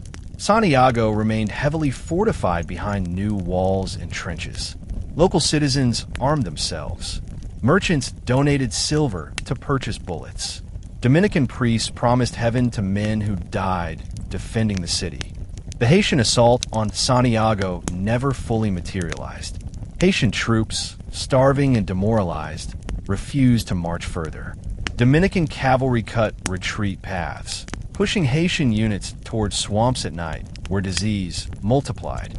Meanwhile, foreign pressure added enormous weight. France feared Haitian imperial expansion would destabilize regional commerce. Britain feared war might lead to mass refugee migration. Both nations sent naval ships near Hispaniola, signaling disapproval. Neither wanted Haiti to dominate the island. Neither wanted to intervene militarily, but their presence psychologically bolstered Dominican confidence. The decisive turning point arrived when news reached Haitian troops that internal rebellion had erupted back home. Haitian elites accused Soulouque of wasting national treasury on a hopeless war. Rumors spread that Port-au-Prince faced uprising. Soldiers panicked. If Haiti collapsed while they were abroad, their families would be defenseless. Morale crumbled. The Haitian army collapsed from within. Soldiers abandoned ranks. Officers lost command. and the enormous force Soulouque assembled dissolved into retreat.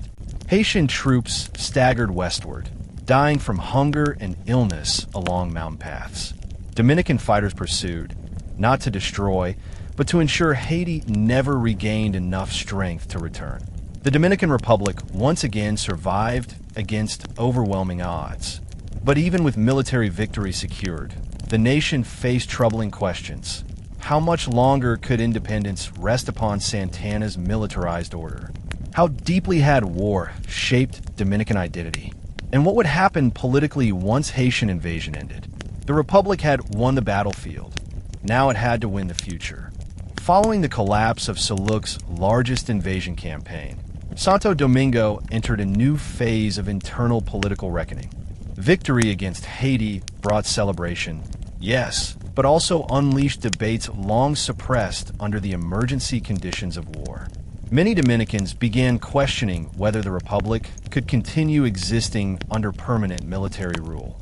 They asked whether national identity must always be forged through war and whether peace, if it ever arrived, might reveal deeper fractures hidden beneath patriotic unity. The Haitian retreat did not end Haitian threat entirely. Soulouque, furious but unbroken, vowed the war was not over and promised future retaliation. But Haitian domestic instability, including rebellion from disgruntled elites and peasant dissatisfaction, prevented immediate regrouping. Haitian soldiers returned to homes devastated by famine, disease, and poverty. The war had drained Haiti's treasury, taken countless lives, and shattered national spirit. Meanwhile, the Dominican Republic cautiously expanded its diplomatic visibility. Foreign observers, previously skeptical, now admired Dominican military achievement. Newspapers in Europe circulated stories of heroic Dominican peasants defeating imperial Haitian armies. Dominican diplomats argued their survival proved Republican capability, not fragility. However, internal Dominican politics turned volatile. Many elites believed Santana had purposely prolonged war to maintain power. They argued he suppressed democratic leadership, censored debate, and manipulated fear to justify dictatorship. Duarte, still exiled, watched Dominican developments with sorrow. His dream of a democratic republic appeared drowned beneath authoritarian legacy. Santana supporters responded with counterarguments. Without military order, the republic would have fallen. Without strict control, Haiti would have marched into Santo Domingo years ago. Without Santana himself, independence might not exist at all. These opposing narratives reflected two visions of Dominican national identity, one grounded in military heroism, the other in constitutional republicanism. Economic conditions worsened sharply after the invasion. Dominican farms were destroyed, livestock populations reduced drastically. Entire communities relocated away from borderlands, unable to rebuild immediately. Government debt soared as military spending exceeded available revenue. The Dominican peso lost value rapidly, driving inflation across towns. Amid this turmoil, annexation debates resurfaced with greater strength than before. With Haitian danger apparently diminishing but never disappearing, many elites believed only foreign protectorate status could secure Dominican future. Spain, in particular, became an appealing prospect. Spanish courts offered diplomatic protection, trade investment, and military alliance. Conservative politicians visited Spanish consulates quietly, paving a secret path toward annexation. Liberal Dominicans, however, saw annexation as betrayal.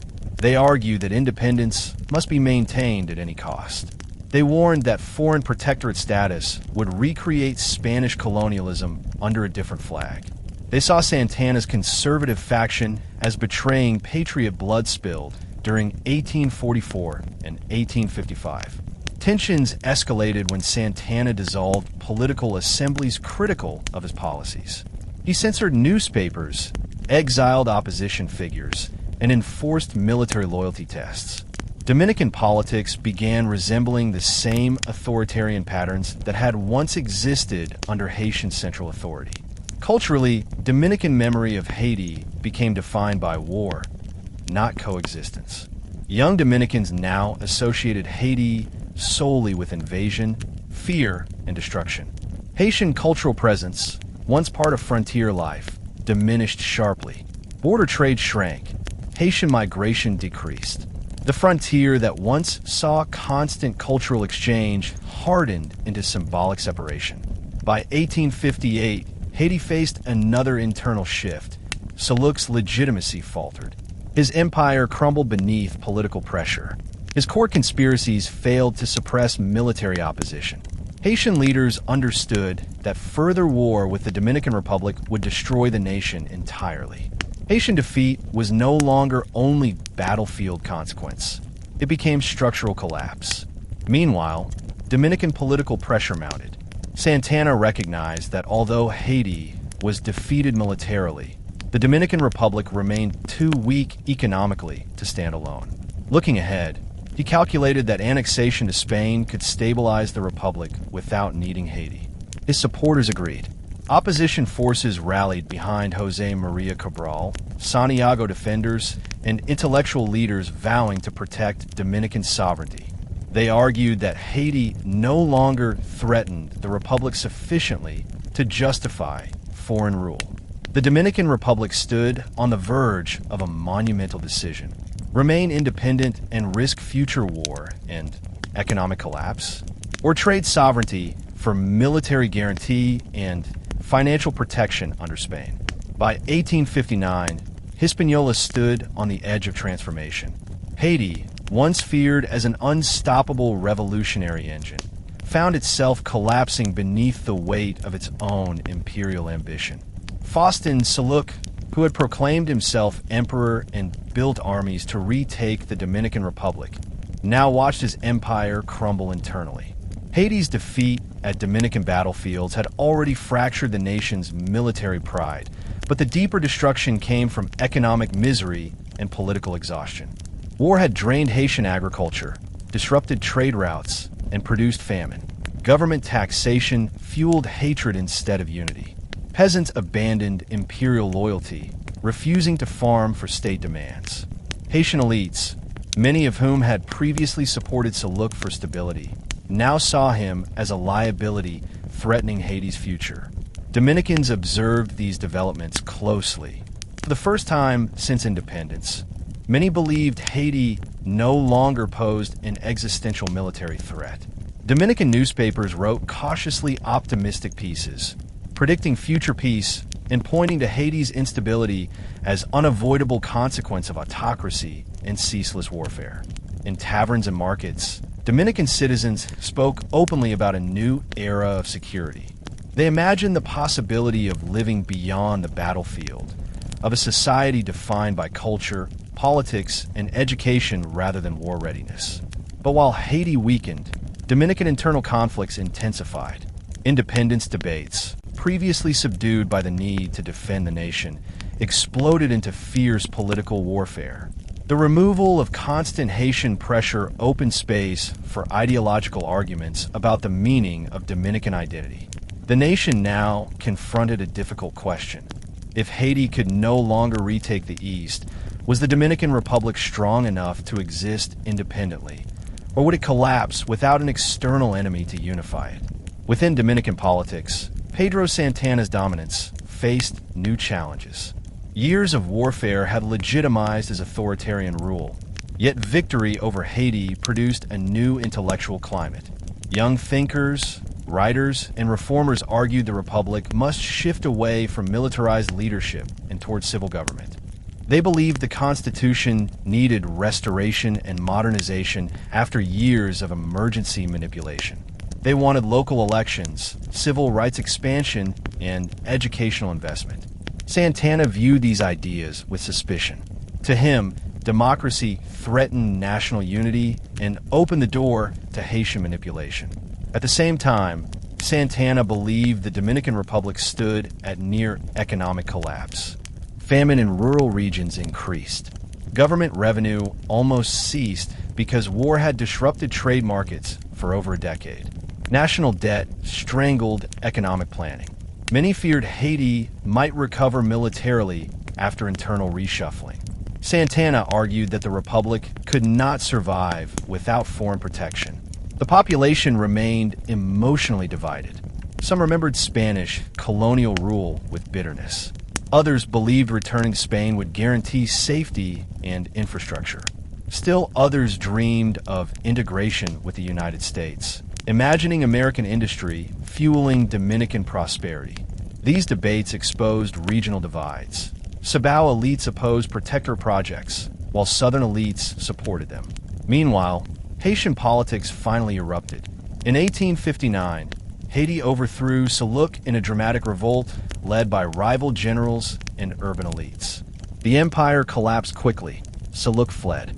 Fabre Geffrard took power, ending Haiti's imperial age and beginning a new presidency aimed at healing internal destruction. Haitian newspapers announced peace, promising no further invasions of the Dominican Republic. This shift brought enormous relief across Santo Domingo. Many Dominicans celebrated, believing Haiti's downfall secured independence forever. But ironically, instead of unifying the Dominican Republic, Soulouque's fall fractured it further.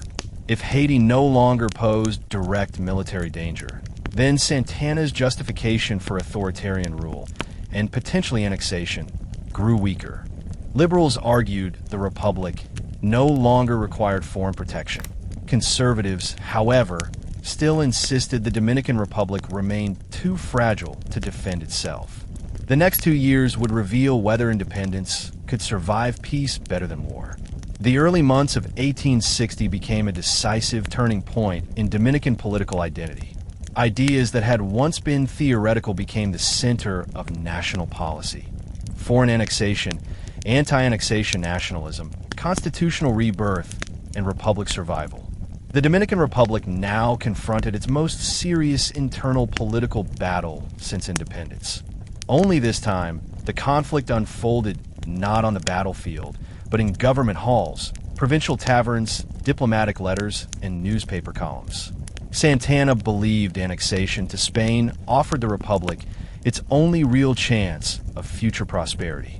He argued that Spain would protect Dominican ports, Spain would provide weapons, Spain would supply hospitals, schools, and money, and Spain would deter Haiti permanently. He whispered that, without Spain, Haitian war would return eventually and destroy everything Dominican fighters achieved. Santana also believed the Dominican Republic was trapped between powerful nations. It needed an empire's protection to survive. Dominican elites listened.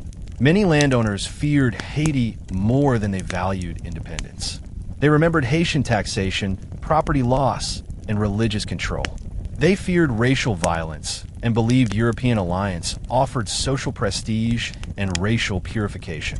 Some elites imagined Dominican whiteness as symbolic superiority and saw Spain as acceptable guardian of that identity. The Restoration War forged new national heroes. A Gregorio Luperon, a Santiago Rodriguez, Benito Monchian, Gaspar Polanco, and it revived older heroes. Duarte, Sánchez, Mella. Dominicans reclaimed moral continuity with the independence movement of 1844. The country emerged from Spanish rule bruised, impoverished, and politically fragile, yet spiritually unbreakable. The Haitian Occupation from 1822 to 1844 cast a long shadow, shaping Dominican nationalism. But the Restoration War proved something equally important.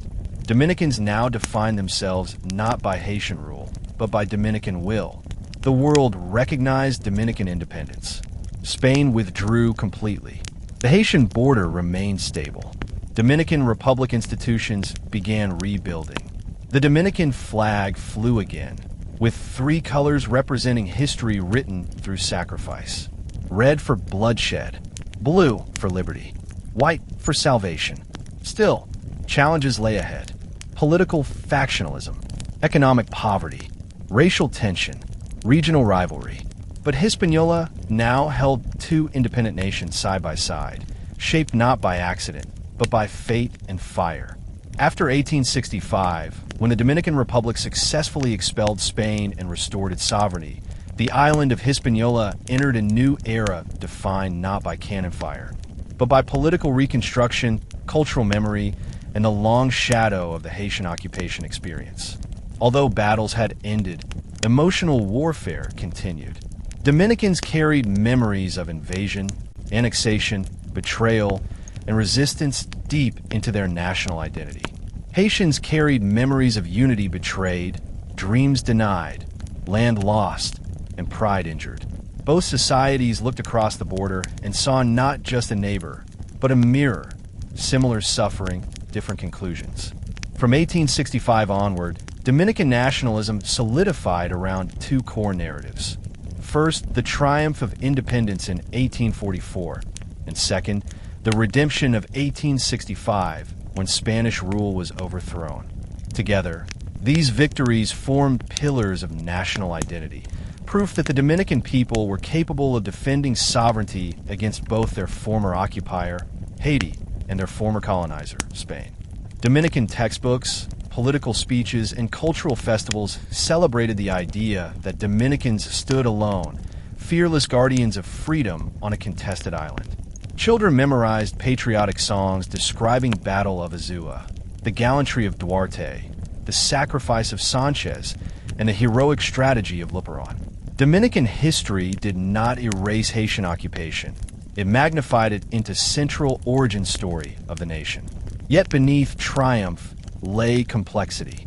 Many Dominican scholars recognize that the two nations shared deep historical ties. Taino ancestry, African roots, colonial trauma, and frontier geography. But popular memory shaped Haiti as existential threat, an idea that framed political philosophy for decades. Dominican leaders after 1865 often invoked the memory of 1822 to 1844 whenever they needed to unify citizens, silence opposition, or justify military spending. Any suggestion of regional decentralization, federalism, or diplomatic compromise risked being portrayed as Haitian sympathy, and therefore treason. Meanwhile, Haiti, recovering from internal turmoil and economic devastation, viewed the Dominican Republic with a different emotional framework. Haiti did not see Dominicans as enemies. They saw them as people who had broken away from the promise of island unity, but whose independence was now irreversible. Haiti faced continuous internal challenges: soil erosion, deforestation, economic dependency, political coups, and class rivalry between urban elites and rural peasants. Haiti lacked time or resources to dream of retaking the East.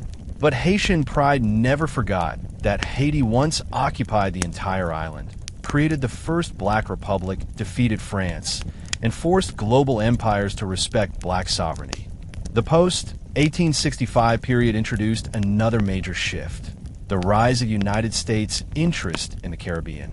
In 1869, Dominican President Buenaventura Baez attempted to annex the Dominican Republic to the United States, arguing that only U.S. protection could prevent Haitian aggression and secure economic modernization. This proposal shocked Haitian leadership. If Haiti once feared Spanish return, the idea of the United States acquiring the eastern half of the island felt far more terrifying. Haitian diplomats protested fiercely, warning the U.S. Senate that annexation would destabilize the region. But in Washington, debates centered not on Haiti or the Dominican Republic themselves, but on race politics and Reconstruction after the U.S. Civil War. Some American senators supported annexation, believing a Black majority territory could provide safe homeland for freedmen. Others opposed it, arguing the United States should avoid imperial expansion. In the end, the U.S. Senate rejected annexation by a single vote, changing the island's destiny forever. Yet these annexation attempts demonstrate something important. Dominican leaders continued seeing national survival through foreign alliances, first Spain, then the U.S. Meanwhile, Haitian leaders saw foreign intervention as existential threat to their sovereignty. This difference, Dominican external dependence versus Haitian self-protection, became a long-term cultural contrast shaping future diplomacy. And throughout this entire period, Memories of the Haitian occupation functioned as psychological anchor, shaping Dominican border policy, immigration law, church messaging, and political propaganda. The occupation was not merely a historical event. It became an identity engine. Between 1870 and 1899, Dominican and Haitian relations reached their most diplomatically stable point since the early 19th century. The two nations, exhausted from 40 years of war and revolution, gradually accepted the necessity of coexistence. Haitian governments, struggling with deep internal conflicts, no longer considered Eastern reconquest realistic. Dominican governments, in turn, realized that internal development mattered more than eternal suspicion. Yet despite relative peace, mistrust continued, shaping every political conversation. Dominican politicians repeatedly invoked Haitian occupation when defending border militarization and nationalist educational reform. Dominican schoolchildren learned about Haitian rule as dark chapter of cultural suppression, rarely understanding Haitian fear of foreign invasion. Dominican nationalism rooted itself in Spanish language, Catholic heritage, and cattle ranching traditions. Haiti rooted itself in Afro-Caribbean identity, Creole language, Vodou cultural space, and revolutionary pride. The ideological gap widened. In 1874, the Dominican Republic officially restored Duarte to national honor. His remains were returned to Santo Domingo, and monuments were erected to mark him as father of the nation. Duarte was celebrated not because he fought Haiti militarily, but because he invented moral argument for Dominican independence. His writings portrayed Haiti as political, not cultural, enemy. Yet Dominican elites later reshaped his ideas to justify cultural distancing. Meanwhile, Haitian leaders looked westward, not eastward, during these decades. International isolation crippled Haiti. France demanded debt payments from the Haitian government that shaped Haitian economy for over a century. This debt, forced upon Haiti for daring to win freedom from slavery, destroyed Haiti's long-term development trajectory. Haiti paid France more than the cost of its national budget for decades. Dominican elites, watching Haiti struggle, felt vindicated in their separation. Within the Dominican Republic, new political crises emerged, including regional civil wars, Cotelo rivalries, financial bankruptcy, dependence on foreign loans, and dramatic presidential turnover. Gregorio Luperon briefly assumed authority, then stepped aside for civilian government.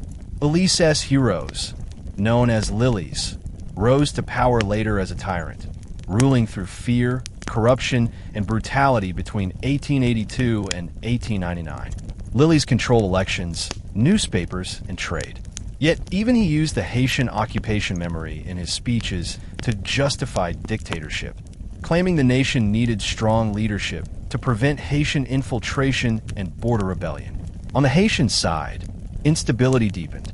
Haitian politics became battlefield between mulatto elites controlling commerce and rural black majorities controlling land. Presidents rose and fell through coups. Violence scarred Haitian life. Yet even amid chaos, Haitians clung to pride that their revolution had been just. Border communities demonstrated a different story. Along the frontier, Dominican and Haitian peasants traded goods, shared dances, exchanged languages, and intermarried. Cattle ranchers moved back and forth freely. Smugglers ignored national laws. Dominican merchants bought Haitian coffee. Haitian farmers purchased Dominican cattle. These border relationships proved something important. While governments taught hatred, people practiced coexistence. Yet national myths remained powerful. Dominican elites emphasized whiteness, European ancestry, and Catholic identity to differentiate themselves. Haitian elites emphasized revolutionary heritage, African memory, and anti-imperial worldview. The border thus became not only a line of sovereignty, it became a symbolic wall of identity. By the end of the 19th century, Dominican and Haitian nationalism had matured, hardened, and crystallized. Two nations existed permanently. Dominican Republic identified itself against Haiti. Haiti identified itself against foreign empire. The Haitian occupation, Haitian invasions, Dominican independence, the Restoration War, and Spanish annexation all combined into ideological architecture that shaped modern Hispaniola. This history mattered profoundly for what would come next in the 20th century. U.S. military occupations, Trujillo dictatorship, the 1937 Parsley Massacre, Haitian migrations, and continued racialized political narratives all connect back to the Haitian occupation between 1822 and 1844. Understanding this legacy requires understanding that neither nation is villain nor victim alone. Both nations are wounded survivors of colonial empires that used the island as battlefield and economic machine. To complete historical journey, we must reflect on what the Haitian occupation truly meant and why its memory continues shaping modern Dominican and Haitian identity more than 180 years later. First, the occupation proved Haiti possessed extraordinary political and military intelligence. Haiti unified the island not as colonial conqueror, but because they feared foreign return of slavery. Their motivation was survival, not greed. Haiti had fought the world's strongest armies, French, British, Spanish, and won.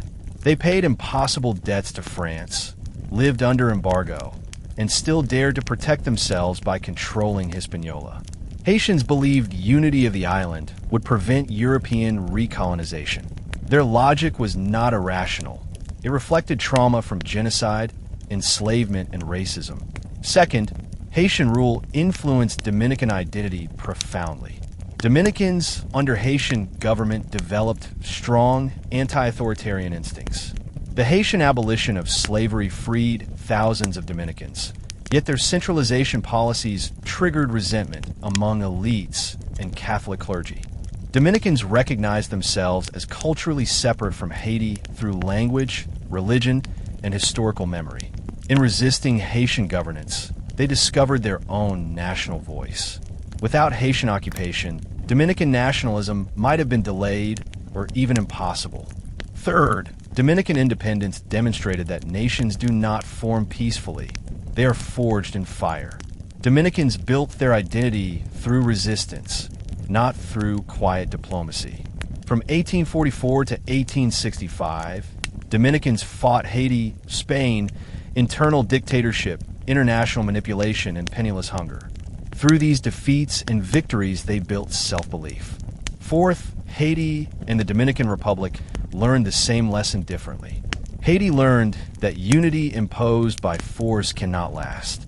Dominicans learned that sovereignty is not granted. It is earned and defended. Fifth, both nations suffered because foreign empires manipulated their conflicts. Spain, France, Britain, and the United States observed Hispaniola as chessboard. Haiti was suffocated by debt. Dominicans were used as colonial bargaining piece. Neither nation ever received fair global respect. The Haitian occupation represents one chapter within a long story of exploitation by outsiders who fueled internal division. Sixth, the occupation carved emotional wounds into Dominican consciousness, wounds later misused by politicians.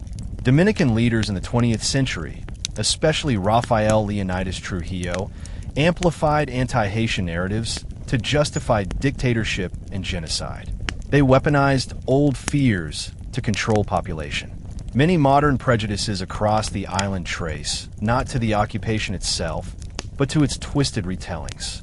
Finally, the Haitian occupation matters today because it demands reflection, not hatred. It demonstrates shared trauma, mutual survival, cultural blending, human resilience across borders. The occupation era shows that Haiti and the Dominican Republic are not natural enemies. They are linked twins separated by histories that neither fully chose. They speak different languages, build different myths, and hold different wounds. Yet they occupy one ancient land shaped by Taino soil, African memory, and European conquest.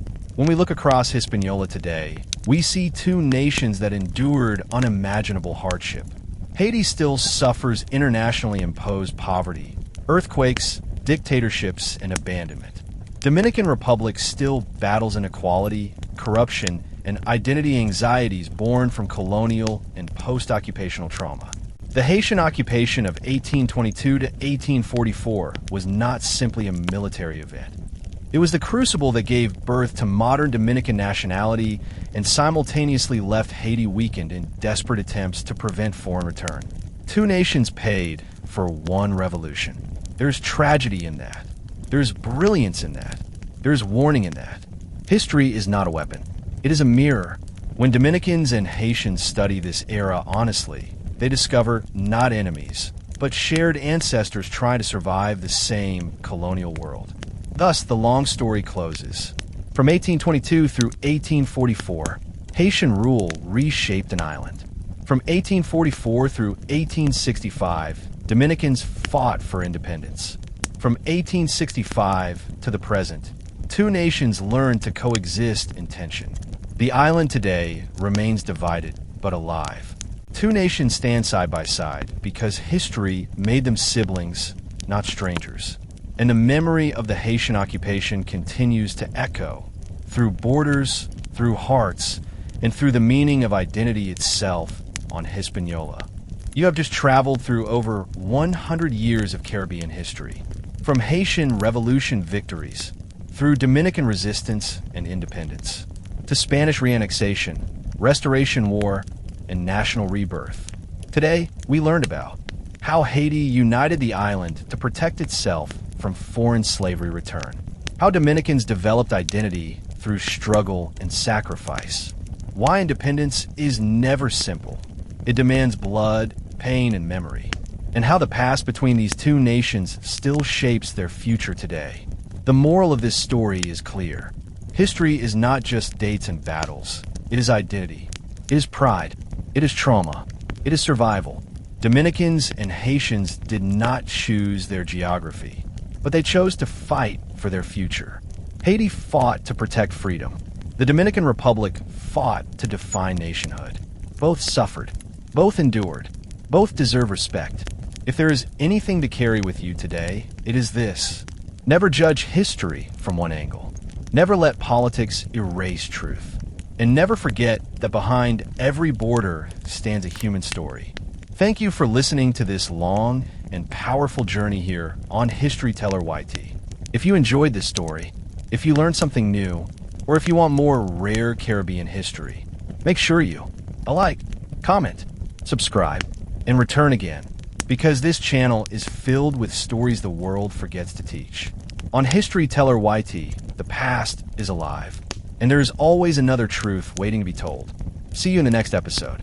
Stay curious, stay respectful, and keep exploring history. Spanish colonial administrators stole treasury funds. Spanish priests declared Dominican rebels sinners. But the Dominican people were no longer powerless peasants under colonial Europe. They had consciousness forged by decades of fighting Haiti. They had memory of victory and memory of independence.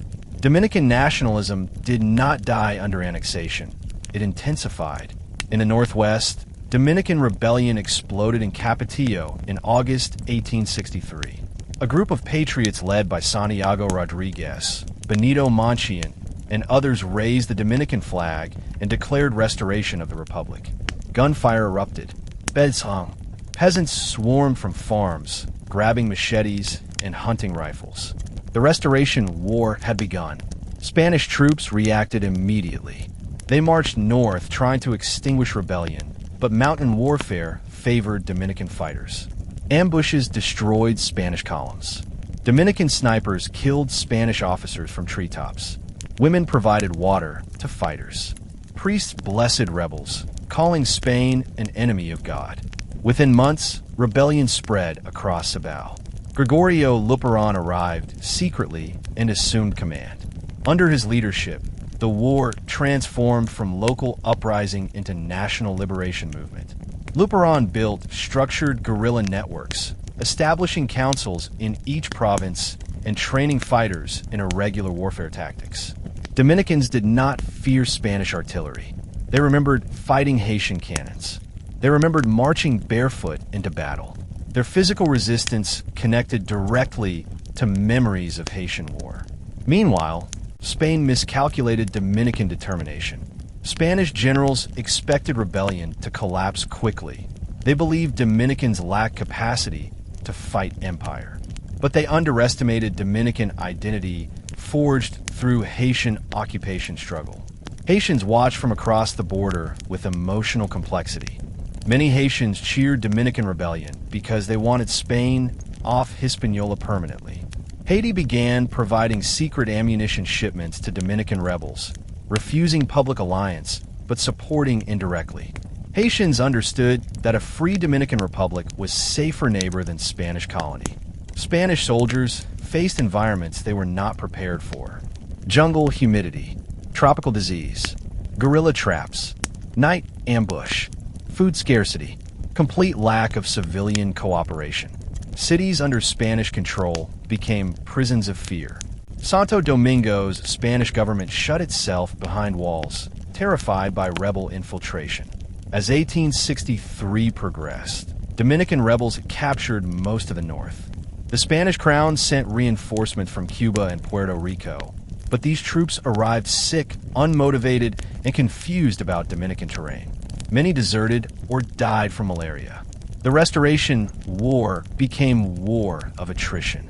Spain lost money, men, and international reputation. Meanwhile, Dominican morale skyrocketed. They believed that God and history itself fought with them.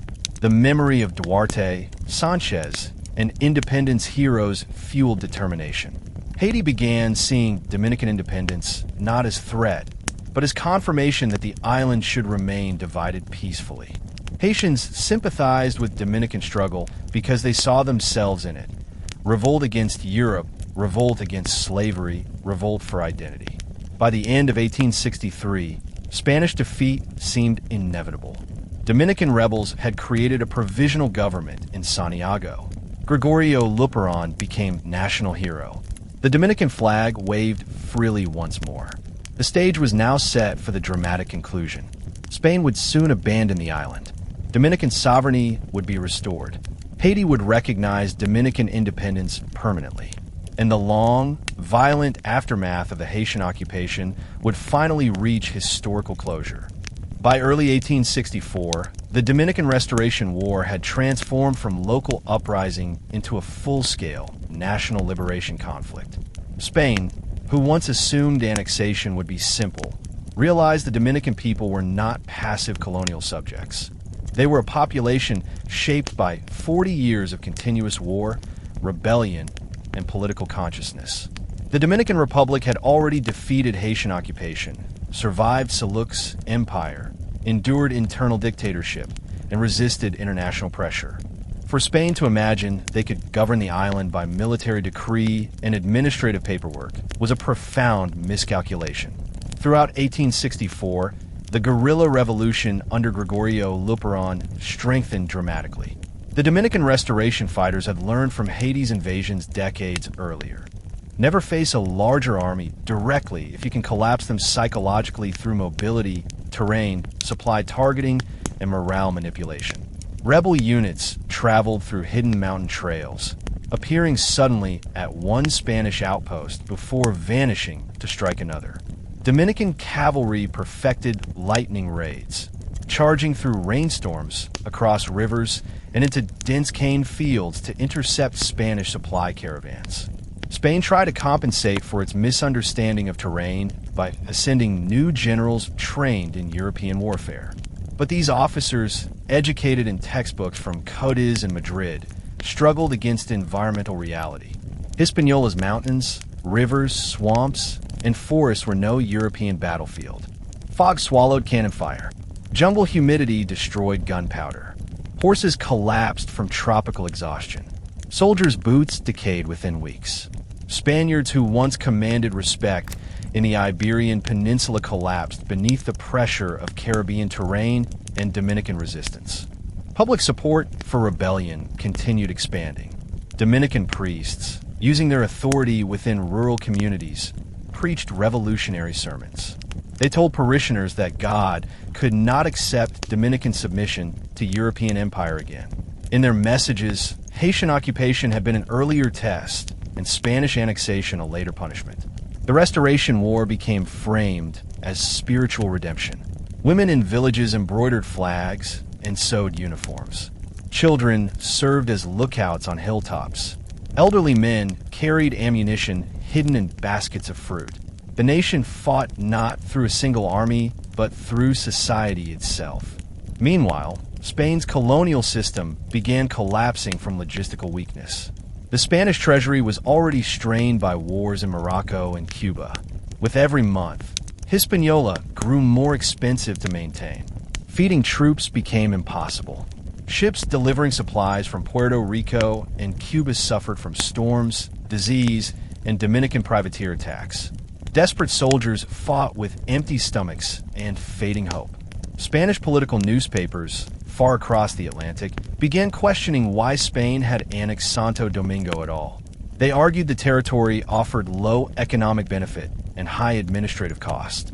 Liberal politicians in Spain claimed annexation contradicted global trends of decolonization. Newspapers mocked generals who promised easy victory and instead produced disaster. As fame around Dominican resistance spread across the Caribbean, Haiti watched with cautious admiration. Haiti did not interfere directly, aware that any military involvement might give Spain justification to invade Haiti or claim the island required European organization. But Haitian people, especially the rural classes, celebrated Dominican battlefield victories with emotional pride. They understood colonial domination more intimately than any nation on earth. Watching Spain's struggle validated their own revolution. Dominican rebels, though proud, remained exhausted. They fought starvation, sleeplessness, disease, and brutal winter rains. They wore shoes patched with rope and clothing shredded by thorns. They buried comrades at night to avoid Spanish detection. Yet their belief in independence remained stronger than Spanish artillery. Spain attempted to negotiate with rebel leaders in 1864, offering amnesty and administrative reform. Rebel commanders refused. They insisted on one demand alone: restoration of the republic. Dominican rebels declared that the Spanish flag would never again fly peacefully over the island. The war raged onward. The Restoration War's most dramatic year, 1864, witnessed strategic restructuring and national consolidation among Dominican forces. Rebel leadership organized through councils known as juntas, which operated semi-democratically. Representatives from provinces debated war logistics, supply distribution, and future governance. Unlike Santana's authoritarian model, the juntas reflected Duarte's original Republican dream. Decisions emerged from collective voices rather than military hierarchy. Through these councils, Dominican rebels created financial systems to keep troops fed and armed. Tobacco merchants funded gunpowder shipments. Cattle ranchers donated livestock. Artisans forged weapons. Fishermen delivered messages by sea. Even enslaved people who crossed from Caribbean colonies into Dominican territory joined the cause. Yet internal conflict did not disappear completely. Some rebel factions argued war should end with Spanish withdrawal alone, not constitutional transformation. Others wanted immediate reconstruction of democratic institutions. Many leaders feared the republic might fracture even if independence returned. History had taught them that Haitian invasions were not the only danger. Internal ambition could destroy the nation just as easily. Spain increased brutality in 1864, hoping to intimidate Dominican fighters. Spanish forces burned entire towns in Monte Cristi and Puerto Plata. They executed captured rebels rather than imprison them. They burned crops and destroyed livestock to starve villages supporting the restoration. But these actions backfired spectacularly. Dominican rage became unstoppable. Rebellion swelled with every act of Spanish cruelty. Gregorio Luperon understood the psychological dimension of war better than Spain. He wrote letters urging rebels never to surrender, even if facing death. He compared Dominican struggle to Haiti's revolutionary battles under Dessalines. His speeches echoed through mountain camps. If we fall, our children will rise. If our children fall, our grandchildren will rise. Spain will never conquer a nation that has awakened. This message resonated profoundly because Dominicans did not feel like people built out of paper. They felt forged out of fire. Their identity had been shaped by centuries of conquest, rebellion, and survival. Meanwhile, Santana, the same man who betrayed Dominican sovereignty by inviting annexation, faced a stunning reversal. While Spain expected him to maintain loyalty, Dominican rebels denounced him universally. Santana, once national hero, became a symbol of disgrace. He resigned from Spanish administrative control and withdrew from political life, eventually dying in isolation. His fate symbolized the danger of substituting national vision for personal ambition. As the Restoration movement expanded, the Dominican Republic regained international visibility. Britain viewed the Dominican struggle as part of global anti-colonial awakening. The United States, entering post-Civil War transition, saw Hispaniola as region of future strategic interest. Latin American independence leaders sent supportive letters. Cuba's anti-Spanish rebels secretly exchanged information with Dominican fighters. Spain's internal political climate shifted dramatically as well. Voices within Spanish parliament demanded immediate withdrawal. Conservatives argued keeping Hispaniola was necessary for empire prestige, while liberals insisted the colony drain national finances. Ultimately, economic reality forced the truth. Spain could not maintain an expensive Caribbean war. In the final months of 1864, Spanish supply lines collapsed completely. Troops lived off boiled leaves and stray chickens. Officers requested evacuation.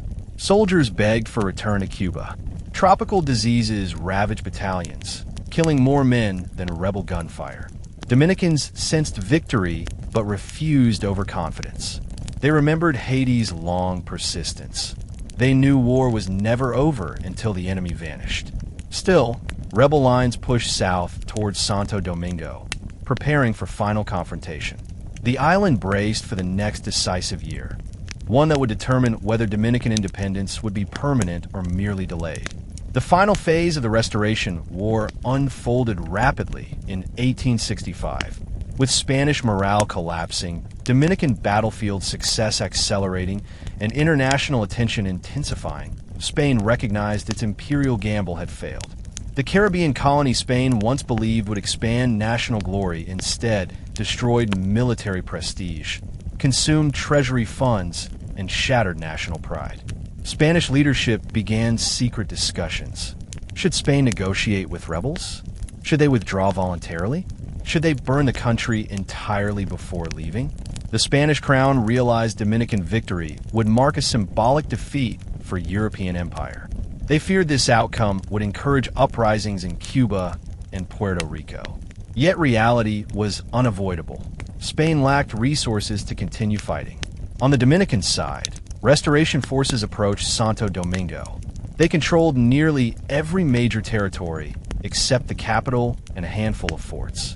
Spanish soldiers inside the capital became prisoners of geography, surrounded by walls they once built to protect Spanish rule. Dominican rebels cut water lines, ambushed caravans, and blocked seaports.